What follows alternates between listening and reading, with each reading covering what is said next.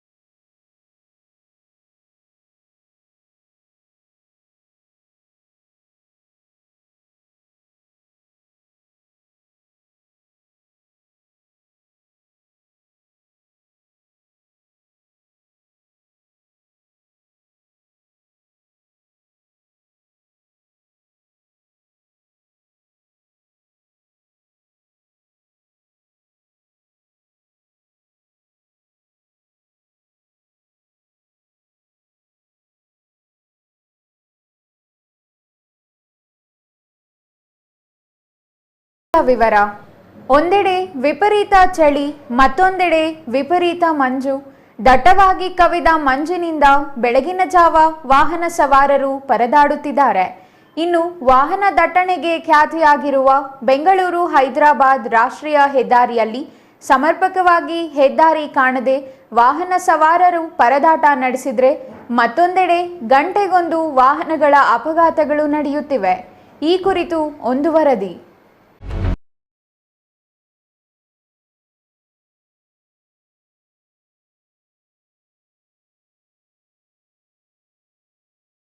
ಇದು ರಾಷ್ಟ್ರೀಯ ಹೆದ್ದಾರಿ 44 ಬೆಂಗಳೂರು ಹೈದರಾಬಾದ್ ಮಹಾನಗರಗಳಿಗೆ ಸಂಪರ್ಕ ಕಲ್ಪಿಸುವ ಪ್ರಮುಖ ಹೆದ್ದಾರಿ. ಇನ್ನು ಇದೇ ರಸ್ತೆಯಲ್ಲಿ ಬೆಳಗಾದರೆ ಸಾಕು, ಹೈದರಾಬಾದ್ನಿಂದ ಬೆಂಗಳೂರಿಗೆ ಇರುವೆ ಸಾಲಿನಂತೆ ವಾಹನಗಳು ಚಲಿಸುತ್ತವೆ. ಆದರೆ ಈಗ ಬೆಳಗ್ಗೆ 5 ಗಂಟೆಯಿಂದ 7 ಗಂಟೆಯವರೆಗೂ ದಟ್ಟವಾಗಿ ಮಂಜು ಕವಿಯುತ್ತಿದೆ. ಇದರಿಂದ ಹೆದ್ದಾರಿ ಯಾವುದು, ರಸ್ತೆಯ ಕೊನೆ ಎಲ್ಲಿದೆ, ರಸ್ತೆ ಹೇಗಿದೆ, ಎಲ್ಲಿ ಏನು ನಿಂತಿದೆ ಅಂತ ವಾಹನಗಳ ಚಾಲಕರಿಗೆ ಗೊತ್ತಾಗೋದಿಲ್ಲ. ಇದರಿಂದ ಚಿಕ್ಕಬಳ್ಳಾಪುರ ಬೈಪಾಸ್ನಲ್ಲಿ ಗಂಟೆಗೊಂದರಂತೆ ಅಪಘಾತಗಳು ನಡೆಯುತ್ತಿವೆ.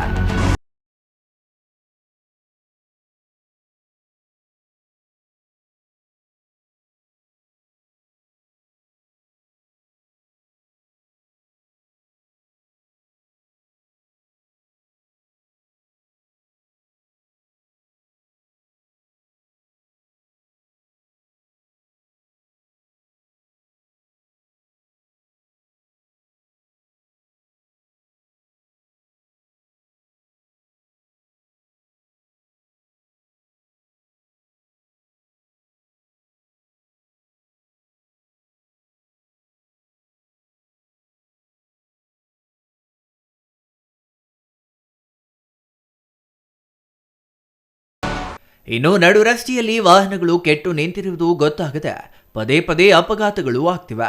ಇದರಿಂದ ವಾಹನ ಸವಾರರು ವಾಹನ ಚಲಾವಣೆ ಮಾಡಲು ಆಗದೆ, ಸುಮ್ಮನೆ ಸೈಡಿಗೆ ಹಾಕಲು ಆಗದೆ ವಾಹನಗಳ ಚಾಲನೆಗೆ ಪರದಾಡ್ತಿದ್ದಾರೆ. ಏನು ಚದ್ಲಪುರ ಗೇಟಲ್ಲಿ ಹೈವೇ ರಸ್ತೆಯಲ್ಲಿ ಬ್ರಿಡ್ಜ್ ಆಗ್ತಾ ಇದೆ. ಇದು ಸುಮಾರು 2 ವರ್ಷಗಳಿಂದ ನಿಧಾನಗತಿಯಲ್ಲಿ ಸಾಗ್ತಾ ಇದೆ. ಇಲ್ಲಿ ಸುಮಾರು ಒಂದು 10 ಜನ ಇದುವರೆಗೂ ಆಕ್ಸಿಡೆಂಟಲ್ಲಿ ತೀರ್ಕೊಂಡಿರ್ತಾರೆ. ಇವತ್ತಿನ ಬೆಳಗ್ಗೆ ಒಂದು 6 ಗಂಟೆಗೊಂದು ಮಹೇಂದ್ರ ಜೀಪ್ ಒಂದಾಗಿದೆ, ಆಮೇಲೆ ಸ್ವಿಫ್ಟ್ ಡಿಸೈರ್ ಒಂದು, ಎರಡೂ ಇಲ್ಲಿ ಮುಂಜಾಗ್ರತವಾಗಿ ಯಾವುದೇ ಒಂದು ನಾಮಫಲಕಗಳನ್ನ ಮಾಡಿಲ್ಲ. ಅದು ಕ್ರಾಸಿಂಗು ಏನೇ ಆಗಲಿ ಮಾಡಿದ್ದಿರೋದ್ರಿಂದ ಮಣ್ಣುಗುಡ್ಡೆಗೆ ಹೊಡೆದಿರ್ತೈತೆ. ಅಲ್ಲಿ ಕಲ್ಲುಗಳು ಎಲ್ಲ ಇರೋದ್ರಿಂದ ಗಾಡಿಗಳಿಗೆ ಫುಲ್ ಡ್ಯಾಮೇಜ್ ಆಗಿದೆ. ಸುಮಾರು ಒಂದು 1 ಲಕ್ಷ 1.5 ಲಕ್ಷ ಒಂದೊಂದು ಗಾಡಿಗೆ ಆ ಥರ ಖರ್ಚಾಗಿದೆ. ಯಾರಿಗೇನು ಒಬ್ರಿಗೆ ಮಾತ್ರ ಸ್ವಲ್ಪ ಎದೆ ನೋವು ಅಂತ ಇದ್ದಾರೆ, ಅವರು ಹಾಸ್ಪಿಟ್ಲ್ಗೆ ಹೋಗಿದ್ದಾರೆ. ಅದೊಂದಾಗಿದೆ. ಸುಮಾರು ಇದು ಈ ಬ್ರಿಡ್ಜ್ ಹತ್ರ ನಿಧಾನಗತಿಯಲ್ಲಿ ಸಾಗುತ್ತಾ ಇರೋದ್ರಿಂದನೇ ಇಂಥ ಅಪಘಾತಗಳಿಗೆ. ಇಲ್ಲಿ ಬೆಳಗಿನ ಜಾವ ಮಂಜು ಇರೋದ್ರಿಂದ ಇಲ್ಲಿ ಮುಂಜಾಗ್ರತಾ ಕ್ರಮವಾಗಿ ಏನು ಕ್ರಮಗಳು ಕೈಗೊಂಡಿದ್ದೀರಿ ಅಂದರೆ ಇಂಥ ಅಪಘಾತಗಳಾಗಿದೆ. ಇನ್ನು ಕಳೆದ ದಿನಗಳಿಂದ ದಟ್ಟವಾದ ಮಂಜು ಬೀಳ್ತಿದೆ. ಮಂಜು ಜೊತೆ ಕೊರೆಯುವ ಚಳಿ ಗಾಳಿ. ಇದರಿಂದ ವಾಹನ ಸವಾರರು ರಸ್ತೆ ಬದಿ ವಾಹನಗಳನ್ನು ನಿಲ್ಲಿಸಿ ವಿಶ್ರಾಂತಿ ಪಡೆಯಲು ಮುಂದಾಗ್ತಿದ್ದಾರೆ. ಇದರಿಂದ ವಾಹನಗಳ ಸವಾರರಿಗೆ ದಾರಿ ಸ್ಪಷ್ಟವಾಗಿ ಕಾಣಿಸದೆ ರಸ್ತೆ ವಿಭಜಕಕ್ಕೆ ಇಲ್ಲ ಅಕ್ಕಪಕ್ಕದ ವಾಹನಗಳಿಗೆ ಡಿಕ್ಕಿ ಹೊಡೆಯುವ ಪ್ರಕರಣಗಳು ಹೆಚ್ಚಾಗ್ತಿವೆ. ನಿನ್ನೆ ರಾತ್ರಿ ಚದಲ್ಪುರ ಕ್ರಾಸ್ ಬಳಿ ಒಂದು ಥಾರ್, ಒಂದು ಏಟಿಯೋಸ್ ಕಾರು, ಒಂದು ಮಾರುತಿ ಸುಜುಕಿ ಡಿಸೈರ್, ಇಂದು ಬೆಳಗ್ಗೆ ಅಗಲಗುರ್ಕಿ ಬಳಿ ಟ್ರಕ್ ಸೇರಿದಂತೆ ಅಜ್ವಾರ ಗೇಟ್ ಬಳಿ ಲಾರಿಯೊಂದು ದಾರಿ ಕಾಣದೆ ಡಿಕ್ಕಿ ಹೊಡೆದು ಹುರುಳಿ ಬಿದ್ದಿವೆ.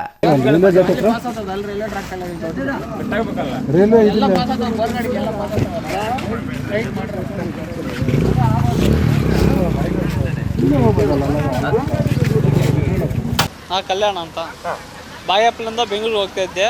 ಬೆಳಗ್ಗೆ ಮಂಜಿಗೆ ಏನು ಕಾಣಿಲ್ಲ, ಅದಕ್ಕೆ ಇಲ್ಲಿ ಹಾಗೆ ಆಕ್ಸಿಡೆಂಟ್ ಆಗಿದೆ. ಏನಾಯ್ತು? ಆಕ್ಸಿಡೆಂಟ್ ಆಗಿದೆ, ಇದು ಏನು ಕಾಣಿಸಲ್ಲ, ಸ್ಟ್ರೈಟ್ ಬಂದ್ಬಿಟ್ಟಿದ್ದೀನಿ. ರೋಡ್ ಕಾಣಲಿಲ್ಲ ಅವರಿಗೆ? ಕಾರಣ ಮಂಜು ಎಲ್ಲ ಮಂಜಿತ್ತು, ಎಲ್ಲ ಇಲ್ಲಿ ಏನು ಅಡ್ಡ ಏನು ಇಕ್ಕಿಲ್ಲ, ಅದಕ್ಕೆ ಸ್ಟ್ರೈಟ್ ಬಂದ್ಬಿಟ್ಟಿದ್ದೀನಿ ಅಣ್ಣ. ಎಷ್ಟು ಗಂಟೆಯಲ್ಲಿ? 6 ಗಂಟೆಯಲ್ಲಿ ಆಗಿದೆ ಅಣ್ಣ. ಯಾವ್ದು ನಿಮ್ಮದು ವೆಹಿಕಲ್ ಅದು? ನಮ್ಮ ಶಿಫ್ಟು. ಯಾರು ಓಡಿಸಿದೆ? ನಾನೇ ಡ್ರೈವರ್ ಅಣ್ಣ. ಯಾರಿಗೇನು ಸಮಸ್ಯೆ? ಯಾರಿಗೇನು ಮೂರು ಜನ ಬಂದಿದ್ವಿ, ಯಾರಿಗೇನು ಆಗಿಲ್ಲ ಅಣ್ಣ. ಇನ್ನೊಂದು ಕಾರು? ಹಾಂ, ಇನ್ನೊಂದು ಕಾರು ಏನು? ಅದು ಕಾರು ನೈಟು ನಮ್ಗಿಂತ ಮುಂಚೆ 1 ಗಂಟೆಯಲ್ಲಿ ಆಗಿದೆ. ನಮ್ದು ಇವಾಗ ಬೆಳಗ್ಗೆ 6 ಗಂಟೆಗೆ ಆಗಿದೆ. ಹಂಗೆ ಹೈದರಾಬಾದ್ನಿಂದ ಬೆಂಗಳೂರಿನವರೆಗೂ ಹೆದ್ದಾರಿ ನೈಸ್ ಆಗಿದೆ ಅಂತ ಯಾಮಾರಿ ವಾಹನಗಳನ್ನ ಸ್ಪೀಡ್ ಆಗಿ ಚಾಲನೆ ಮಾಡಿದ್ರೆ ದಟ್ಟ ಮಂಜುವಿನಿಂದ ದಾರಿ ಕಾಣದೆ ಇನ್ನೇನು ಎಡವಟ್ಟು ಆಗುತ್ತೋ ಅನ್ನೋ ಭಯದಲ್ಲಿ ವಾಹನ ಡ್ರೈವ್ ಮಾಡೋ ಸ್ಥಿತಿ ಎದುರಾಗಿದೆ. ಯಾವುದಕ್ಕೂ ಜಾಗೃತಿಯಿಂದ ವಾಹನ ಚಾಲನೆ ಮಾಡಿ. Thoudanahalli Ramesh, CTV news, Chikkaballapur.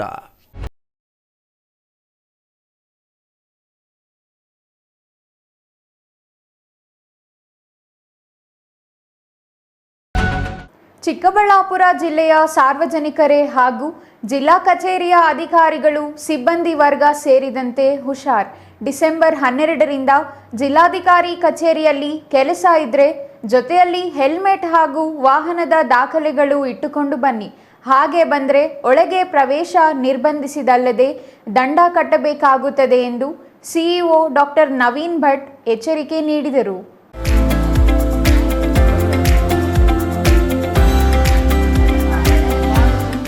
ಚಿಕ್ಕಬಳ್ಳಾಪುರ ಜಿಲ್ಲಾಧಿಕಾರಿ ಕಚೇರಿಯ ವಿವಿಧ ಇಲಾಖೆಗಳಲ್ಲಿ ಕರ್ತವ್ಯ ನಿರ್ವಹಿಸುತ್ತಿರುವ ಅಧಿಕಾರಿಗಳು ಹಾಗೂ ಸಿಬ್ಬಂದಿ ವರ್ಗವನ್ನು ಒಂದೆಡೆ ಸೇರಿಸಿ ಅಪರ ಜಿಲ್ಲಾಧಿಕಾರಿ doctor Bhaskar, CEO doctor Naveen Bhat ಹಾಗೂ ಜಿಲ್ಲಾ ಪೊಲೀಸ್ ಇಲಾಖೆಯಿಂದ ಸಂಚಾರಿ ನಿಯಮಗಳ ಬಗ್ಗೆ ಜಿಲ್ಲಾಧಿಕಾರಿ ಕಚೇರಿ ಮುಂದೆ ಬೀದಿ ನಾಟಕದ ಮೂಲಕ ಅರಿವು ಮೂಡಿಸುವ ಕಾರ್ಯಕ್ರಮವನ್ನು ಹಮ್ಮಿಕೊಳ್ಳಲಾಗಿತ್ತು. ಇದೇ ವೇಳೆ ಜಿಲ್ಲಾ ಕಚೇರಿಯಲ್ಲಿ ಕರ್ತವ್ಯ ನಿರ್ವಹಿಸುತ್ತಿರುವ ಪ್ರತಿಯೊಬ್ಬರೂ ಕಡ್ಡಾಯವಾಗಿ ಹೆಲ್ಮೆಟ್ ಧರಿಸಬೇಕು ಹಾಗೂ ಸಂಚಾರಿ ನಿಯಮಗಳನ್ನು ಪಾಲಿಸಬೇಕೆಂದು ಪ್ರತಿಜ್ಞೆ ಮಾಡುವ ಮೂಲಕ ಘೋಷಿಸಿದರು. ನಮ್ಮ ಜಿಲ್ಲಾಡಳಿತದಲ್ಲಿ ನಾವೇ ಬೇರೆಯವ್ರಿಗೆ ಮಾದರಿಯಾಗಿರಬೇಕು. ಈಗ ಜಿಲ್ಲೆಯಲ್ಲಿ ಪೂರ್ತಿ ನಾವು ಹೆಲ್ಮೆಟ್ ಕಡ್ಡಾಯ ಅಂತ ಹೇಳಿಕೊಂಡು ನಮ್ಮ ಜಿಲ್ಲಾಡಳಿತ ಭವನದಲ್ಲೇ ನಾವು ಹೆಲ್ಮೆಟ್ ಹಾಕದೆ ವಿವೇಚನೆ ಇಲ್ಲದೆ ಓಡಿಸೋದನ್ನು ನಾವು ಯಾವುದೇ ಕಾರಣಕ್ಕೂ ಒಪ್ಪೋಕ್ಕಾಗಲ್ಲ. ಸೊ ಈಗ ಅದಕ್ಕೆ ಅದನ್ನು ಇಮಿಡಿಯೇಟ್ಲಿ ಮಾಡ್ಬೋದು, ಬಟ್ ಅದನ್ನು 2 ದಿವಸ ನಮ್ಮವ್ರಿಗೆಲ್ಲರಿಗೂ ಅದ್ರ ಬಗ್ಗೆ ಮಾಹಿತಿ ಕೊಟ್ಟುಬಿಟ್ಟು ಯಾರಿಗೂ ಅವರ ಕರ್ತವ್ಯದಲ್ಲಿ ಕಾರ್ಯಕ್ರಮದಲ್ಲೂ ಏನು ಅಡಚಣೆ ಆಗದೆ 2 ದಿನ ಅವೇರ್ನೆಸ್ ಕ್ರಿಯೇಟ್ ಮಾಡಿ 2 ದಿನ ಆದಮೇಲಿಂದ ಕಡ್ಡಾಯವಾಗಿ ನಮ್ಮ ಜಿಲ್ಲಾಡಳಿತ ಭವನದಲ್ಲಿ ಒಂದು ನಮ್ಮ ADC ಅವರು ಹೇಳಿದಾಗ ಒಂದು ಬೋರ್ಡ್ ಹಾಕಿಬಿಟ್ಟು ಪೊಲೀಸ್ ಅವ್ರ ಹತ್ರನೂ ರಿಕ್ವೆಸ್ಟ್ ಮಾಡ್ಕೊಂಡು ಭದ್ರತಾ ಸಿಬ್ಬಂದಿಯವ್ರಿಗೇನು ಅಲ್ಲಿ ಇಟ್ಬಿಟ್ಟು ಹೆಲ್ಮೆಟ್ ಇಲ್ಲದಿದ್ದವ್ರನ್ನ ಯಾವುದೇ ಕಾರಣಕ್ಕೂ ನಮ್ಮ ಜಿಲ್ಲಾಡಳಿತ ಭವನದ ಒಳಗಡೆ ಪ್ರವೇಶ ಕೊಡದೇ ಇರೋ ಥರ ಒಂದು ನಿರ್ಬಂಧನೆ ಹಾಕೋದಕ್ಕೆ ಕೋರ್ಕೊಂಡಿದ್ದೀನಿ. ADC ಅವರು ಜಿಲ್ಲಾಧಿಕಾರಿಗಳ ಮೂಲಕ ಅದನ್ನು ಮಾಡ್ತೀವಿ ಅನ್ನೋದನ್ನು ಹೇಳಿದ್ದಾರೆ. ಈ ಥರ ಮಾಡಿದಾಗ ನಮ್ಮಲ್ಲೇ ಒಂದು ಮಾದರಿ ಆಗುತ್ತೆ, ನಮ್ಮ ಮಾದರಿ ಬೇರೆಯವ್ರಿಗೂ ಅದೊಂದು ಉಪಕಾರಿಯಾದ ಮೆಸೇಜನ್ನು ಕಳಿಸೋದಕ್ಕಾಗುತ್ತೆ. ಹೆಲ್ಮೆಟ್ ಇಂಪಾರ್ಟೆಂಟ್ ಅನ್ನೋದು ಜಗಜಾಹಿರ ಗೊತ್ತಿರುತ್ತೆ. ಇವಾಗ ಅಲ್ಲಿ ನಮ್ಮ ಮೆದುಳೇನಿದೆ, ಮೆದುಳಲ್ಲಿ ಬರೀ ಬ್ರೈನಲ್ಲಿ ಒಂದು ಸ್ಕಲ್ ಕವರಿಂಗ್ ಇರುತ್ತೆ, ಆದರೆ ಅದಕ್ಕೆ ಅಷ್ಟಲ್ಲದೆ ಈಗ ನಮ್ಮ ಬ್ರೈನಲ್ಲಿ ಹಲವಾದ ಹೈಪೋಥಾಲಮಸ್ ಇರ್ಬೋದು, ಬೇಸಲ್ ಗ್ಯಾಂಗ್ಲಿಯಾ ಅಂತ ಹಲವಾರು ಕುತ್ತಿಗೆ ಮಟ್ಟದಲ್ಲಿ ತುಂಬ ಸೂಕ್ಷ್ಮವಾದ ಆರ್ಗನ್ಗಳಿರುತ್ತೆ. ಈಗ ಎಲ್ಲಿ ಏನಾರು ಏಟಾದರೆ ಈಗ ಸಾವಾಗೋದು ಹಲವಾರು ಪರ್ಸೆಂಟೇಜಲ್ಲಿ ಸಾವಾಗುತ್ತೆ. ಇಲ್ಲದಿದ್ದರೆ ಅಟ್ಲೀಸ್ಟ್ ಅವ್ರಿಗೆ ಪ್ಯಾರಾಲಿಸಿಸ್ ಆಗೋದಂತೂ ನಿಶ್ಚಿತವಾಗಿರುತ್ತದೆ. ಈ ಥರ ಒಂದು ಪಾಯಿಂಟಿಂದ ಅವ್ರದ್ದು ತೊಂದರೆ ಆಗದೇ ಇರೋದು.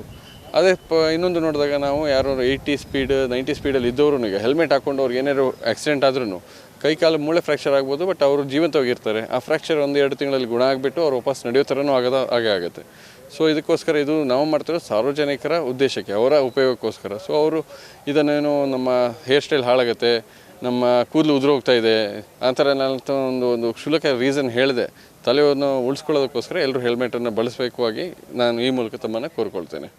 ಇನ್ನು ಚಿಕ್ಕಬಳ್ಳಾಪುರ ಜಿಲ್ಲೆಯಲ್ಲಿ ವಾಹನಗಳ ಸಂಚಾರ ದಟ್ಟಣೆ ಹೆಚ್ಚಾಗಿದ್ದು, ಹಾಗೆಯೇ ಅಪಘಾತಗಳಿಂದ ಹೆಚ್ಚುತ್ತಿರುವ ಪ್ರಾಣಹಾನಿಯನ್ನು ತಪ್ಪಿಸಲು ಡಿಸೆಂಬರ್ 12ರಿಂದ ಹೆಲ್ಮೆಟ್ ಧಾರಣೆ ಕಡ್ಡಾಯ ಮಾಡಲಾಗುತ್ತಿದೆ. ಸಾರ್ವಜನಿಕರು ತಮ್ಮ ಹಿತದೃಷ್ಟಿಯಿಂದ ಸಂಚಾರಿ ನಿಯಮ ಪಾಲಿಸಿ ಹೆಲ್ಮೆಟ್ ಧರಿಸಿ ಸುರಕ್ಷಿತವಾಗಿ ಪ್ರಯಾಣಿಸಿ ಎಂದು ಅಪರ ಜಿಲ್ಲಾಧಿಕಾರಿ ಭಾಸ್ಕರ್ ವಿನಂತಿಸಿದರು. ಪೊಲೀಸ್ ಇಲಾಖೆ ಸಹಕಾರದೊಂದಿಗೆ ಡಿಸೆಂಬರ್ 12ನೇ ತಾರೀಕಿನಿಂದ ಜಿಲ್ಲೆಯಾದ್ಯಂತ ಎಲ್ಲ ದ್ವಿಚಕ್ರ ವಾಹನ ಸವಾರರಿಗೆ ಹೆಲ್ಮೆಟ್ ಕಡ್ಡಾಯಗೊಳಿಸಿದ್ದಾರೆ. ಇದರ ಬಗ್ಗೆ ಅರಿವು ಕಾರ್ಯಕ್ರಮವನ್ನು ಈಗಾಗಲೇ ಬೇರೆ ಬೇರೆ ಕಡೆಯೆಲ್ಲ ಹಮ್ಮಿಕೊಂಡಿದ್ದಾರೆ. ತಮಗೆಲ್ಲ ಗೊತ್ತಿರುವಂತಹ ಪ್ರಿನ್ಸಿಪಲ್ ಡಿಸ್ಟ್ರಿಕ್ಟ್ ಜಡ್ಜ್ ಅವರು ಸಹ ಈ ಬಗ್ಗೆ ಅಭಿಯಾನ ಕೈಗೊಂಡಿದ್ದಾರೆ. ಅದರಂತೆ ಇವತ್ತು ಜಿಲ್ಲಾಡಳಿತದ ಭವನದಲ್ಲಿ ನಾವು ಅರಿವು ಕಾರ್ಯಕ್ರಮ ಹಮ್ಮಿಕೊಂಡಿದ್ದೀವಿ. ಇಲ್ಲಿರುವಂತಹ ಎಲ್ಲ ಸಿಬ್ಬಂದಿ ವರ್ಗದವರಿಗೂ ಸಹ ಒಂದು ಅರಿವು ಕಾರ್ಯಕ್ರಮವನ್ನು ಮಾನ್ಯ CEO ಅವರ ನೇತೃತ್ವದಲ್ಲಿ ಇವತ್ತು ಹಮ್ಮಿಕೊಂಡಿದ್ವಿ. DYSP ಅವರು ಸಹ ಬಂದಿದ್ದರು. ತಮಗೆಲ್ಲರಿಗೂ ಗೊತ್ತಿರುವಂತೆ ಮೀಡಿಯಾ ಅವರು ಸ್ವಲ್ಪ ಹೆಚ್ಚಿನ ಸಹಕಾರ ಕೊಡಬೇಕು. ಯಾಕೆಂದರೆ ಹೆಚ್ಚು ಪ್ರಸಾರ ಆಯಿತು ಅಂತಂತಂದರೆ ಹೆಚ್ಚು ಜನರಿಗೆ ಪಸರಿಸುತ್ತೆ. ಸೊ ಹೆಲ್ಮೆಟ್ ಕಡ್ಡಾಯ ಮಾಡೋ ದೃಷ್ಟಿಯಲ್ಲಿ ನೀವೆಲ್ಲರೂ ಸಹಕರಿಸಬೇಕು ಅಂತ ಕೋರ್ತಿದ್ದೇನೆ. ದಾಖಲಾತಿಗಳಿಗೆ DYSP ಅವರು ಅದನ್ನೇ ಹೇಳಿದರು. ಹೆಲ್ಮೆಟ್ ಜೊತೆಗೇ ಎಲ್ಲ ದಾಖಲಾತಿಗಳು DL ಇರ್ಬೋದು, ಇನ್ಶೂರೆನ್ಸ್ ಕಾಪಿ ಇರ್ಬೋದು, ಎಮಿಷನ್ ಟೆಸ್ಟ್ ಇರುವಂಥದ್ದು ಇವೆಲ್ಲನೂ ಸಹ ಕಡ್ಡಾಯಗೊಳಿಸ್ತಾ ಇದ್ದೀವಿ. ಇನ್ನು ಜಿಲ್ಲಾಡಳಿತ ಭವನದಲ್ಲಿ ಕರ್ತವ್ಯ ನಿರ್ವಹಿಸುತ್ತಿರುವ ಅಧಿಕಾರಿಗಳು ಹಾಗೂ ಸಿಬ್ಬಂದಿ ವರ್ಗದವರು ಇನ್ನು ಮುಂದೆ ಹೆಲ್ಮೆಟ್ ಧರಿಸಬೇಕು ಹಾಗೂ ಸಂಚಾರಿ ನಿಯಮಗಳನ್ನು ಪಾಲಿಸಬೇಕು. ಇದರಿಂದ ಸಾರ್ವಜನಿಕರಿಗೆ ಮಾದರಿಯಾಗುತ್ತದೆ. ಈಗ ಸದ್ಯಕ್ಕೆ 2 ದಿನಗಳು ಗಡುವು ನೀಡಿ ಅರಿವು ಮೂಡಿಸಿ ನಂತರ ಚಿಕ್ಕಬಳ್ಳಾಪುರ ಗ್ರಾಮಾಂತರ ಪೊಲೀಸ್ ಠಾಣೆಯ ಸಿಬ್ಬಂದಿ ನೇಮಿಸಿ ಗೇಟಿನ ಬಳಿ ಜಿಲ್ಲಾಡಳಿತ ಭವನಕ್ಕೆ ಬರುವ ಅಧಿಕಾರಿಗಳು ಹಾಗೂ ಸಿಬ್ಬಂದಿ ವರ್ಗದಿಂದ ಸೇರಿದಂತೆ ಸಾರ್ವಜನಿಕರನ್ನು ಪರಿಶೀಲಿಸಿ ಹೆಲ್ಮೆಟ್, DL, ಇನ್ಶೂರೆನ್ಸ್ ಇಲ್ಲವಾದಲ್ಲಿ ಜಿಲ್ಲಾಡಳಿತ ಭವನಕ್ಕೆ ಒಳಗಡೆ ಪ್ರವೇಶ ನಿರ್ಬಂಧ ಹೇರಿ ನಂತರ ದಂಡ ವಿಧಿಸಲಾಗುತ್ತದೆ ಎಂದು ಎಚ್ಚರಿಕೆ ನೀಡಿದರು. Thoudanahalli Ramesh, CTV news, Chikkaballapur.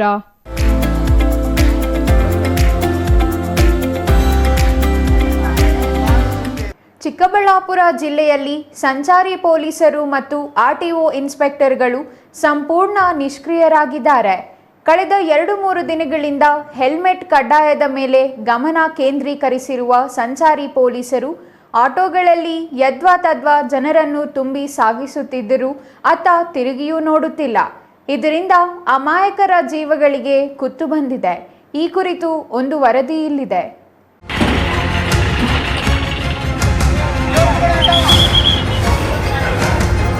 ಚಿಕ್ಕಬಳ್ಳಾಪುರ ಜಿಲ್ಲಾ ಸಂಚಾರಿ ಪೊಲೀಸರ ಈ ವಿಡಿಯೋವನ್ನ ಒಮ್ಮೆ ನೋಡಿ. ಇಲ್ಲಿ ಇಷ್ಟು ಗಂಭೀರವಾಗಿ ಸತ್ತು ಬಿದ್ದಿರೋ ವ್ಯಕ್ತಿಯ ತಪ್ಪೇನು ಗೊತ್ತಾ? ಈತ ಆಟೋ ಹತ್ತಿದ. ಸಂಚಾರಿ ಪೊಲೀಸರು ಮತ್ತು RTO ಇನ್ಸ್ಪೆಕ್ಟರ್ಗಳನ್ನ ತಮ್ಮ ಕರ್ತವ್ಯ ತಾವು ಮಾಡದೆ ನಿರ್ಲಕ್ಷ್ಯ ಮಾಡಿದ ಪರಿಣಾಮ ಈ ದುರಂತ ಸಂಭವಿಸಿದೆ. ಅಷ್ಟೇ ಅಲ್ಲ, ಅಮಾಯಕ ವ್ಯಕ್ತಿಯೊಬ್ಬ ಜೀವ ಕಳೆದುಕೊಂಡಿದ್ದಾರೆ. ನಿಮ್ಮ ನಿರ್ಲಕ್ಷ್ಯಕ್ಕೆ ಅಮಾಯಕರು ಬಲಿಯಾಗ್ತಿದ್ರು. ಯಾಕೆ ನಿರ್ಲಕ್ಷ್ಯ ಮುಂದುವರಿಸಿದ್ದೀರಿ? ಅಮಾಯಕರ ಜೀವಗಳಿಗೆ ಬೆಲೆ ಇಲ್ವೇ? ಹೀಗಂತ ಪ್ರಜ್ಞಾವಂತರು ಪ್ರಶ್ನೆ ಮಾಡುತ್ತಿದ್ರು. ಈ ಉಭಯ ಇಲಾಖೆಗಳ ಅಧಿಕಾರಿಗಳಿಗೆ ಮಾತ್ರ ಈ ನೋವು ಕೇಳಿಸುತ್ತಿಲ್ಲ.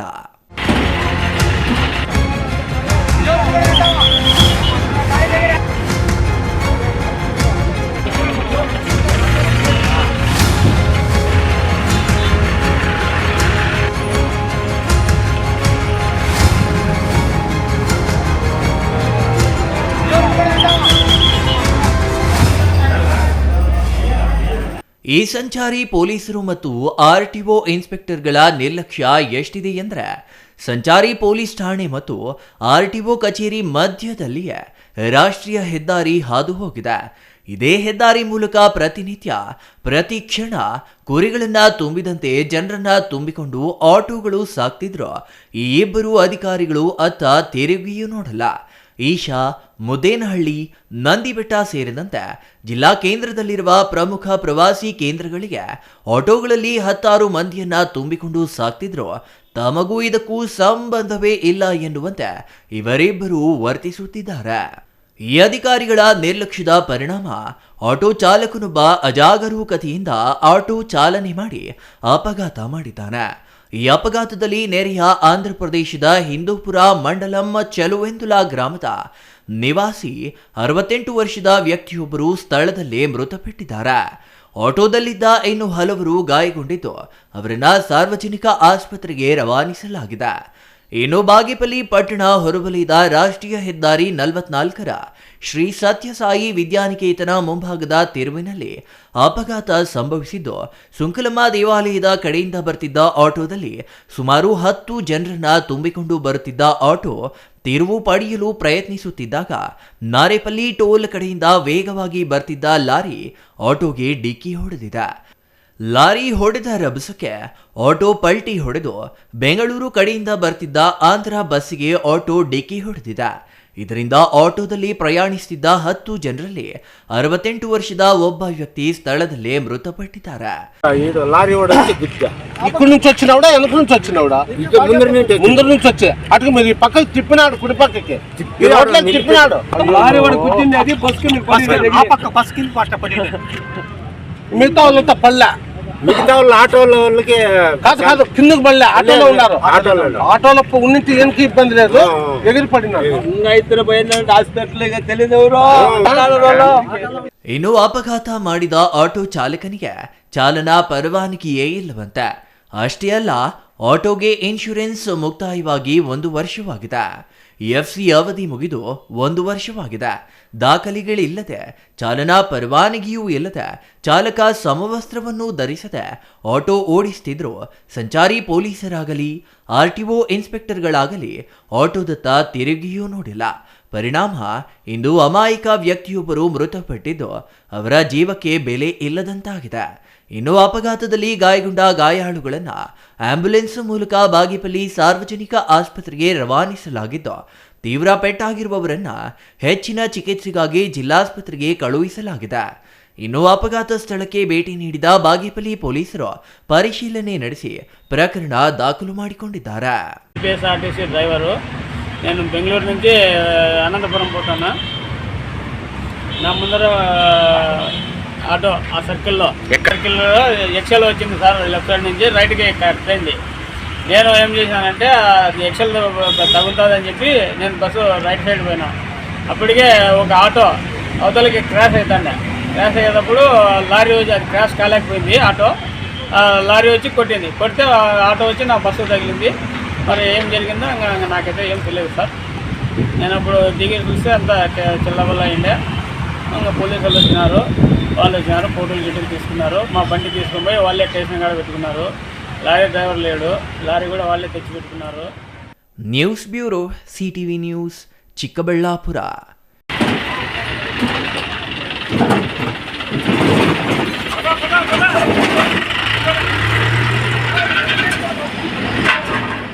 ಪತ್ನಿಗೆ ಸೋಫಾ ಕೊಡಿಸಿದ್ದೆ ಆತನಿಗೆ ಮುಳುವಾಯಿತಾ? ಅರೆ, ಆತನ ಪತ್ನಿಗೆ ಆತ ಸೋಫಾ ಕೊಡಿಸಿದರೆ ತಪ್ಪೇನು ಅಂತೀರಾ? ಹೌದು, ಅದೇ ಕಾರಣಕ್ಕೆ ಇಲ್ಲೊಬ್ಬ ಯುವಕ ಬಲಿಯಾಗಿದ್ದಾನೆ. ಅದು ಪೆಟ್ರೋಲ್ ಸುರಿದುಕೊಂಡು ಆತ್ಮಹತ್ಯೆಗೆ ಶರಣಾಗಿದ್ದಾನೆ. ಸೋಫಾ ಕೊಡಿಸಿದ್ದಕ್ಕೂ ಆತ್ಮಹತ್ಯೆಗೂ ಸಂಬಂಧವೇನು ಅಂತ ತಿಳಿಯಬೇಕಾದರೆ ಈ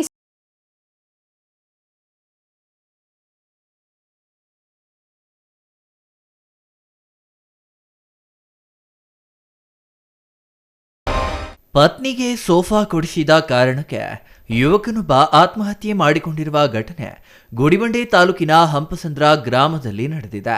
27 ವರ್ಷದ ಗಗನಶಂಕರ್ ಎಂಬಾತ ಆತ್ಮಹತ್ಯೆ ಮಾಡಿಕೊಂಡ ಯುವಕನಾಗಿದ್ದು, ಈತ ಗುಡಿಬಂಡೆ ತಾಲೂಕಿನ ಹಂಪಸಂದ್ರ ಗ್ರಾಮದ ನಿವಾಸಿಯಾಗಿದ್ದಾನೆ. ಹಾಗೂ ಈತನಿಗೆ ಮದುವೆಯಾಗಿ ಪತ್ನಿ ಕೂಡ ಇದ್ದಾಳೆಂದು ತಿಳಿದು ಬಂದಿದ್ದು, ಅಕ್ರಮ ಸಂಬಂಧ ಹೊಂದಿದ್ದ ಈತ ಪ್ರಿಯತಮಿಯ ಕೋಪಕ್ಕೆ ಗುರಿಯಾಗಿ ವಾದ ವಿವಾದ ನಡೆದು ಪೆಟ್ರೋಲ್ ಸುರಿದುಕೊಂಡು ಆತ್ಮಹತ್ಯೆ ಮಾಡಿಕೊಂಡಿರುವುದಾಗಿ ತಿಳಿದು ಬಂದಿದೆ. ಗಗನಶಂಕರ್ ತನ್ನ ಪತ್ನಿಗಾಗಿ ಇತ್ತೀಚೆಗೆ ಸೋಫಾವೊಂದನ್ನು ಖರೀದಿಸಿದ್ದ. ಇದರಿಂದ ಕೆರಳಿದ ಆತನ ಪ್ರಿಯತಮೆ ಆಕ್ಷೇಪ ವ್ಯಕ್ತಪಡಿಸಿ ಗಗನಶಂಕರ್ನನ್ನ ತನ್ನ ಮನೆಗೆ ಕರೆಯಿಸಿಕೊಂಡಿದ್ದಾಳೆ. ಈ ವೇಳೆ ಇಬ್ಬರ ನಡುವೆ ಮಾತಿಗೆ ಮಾತು ಬೆಳೆದು ದೊಡ್ಡ ಗಲಾಟೆಯೇ ನಡೆದಿದೆ ಎನ್ನಲಾಗಿದೆ.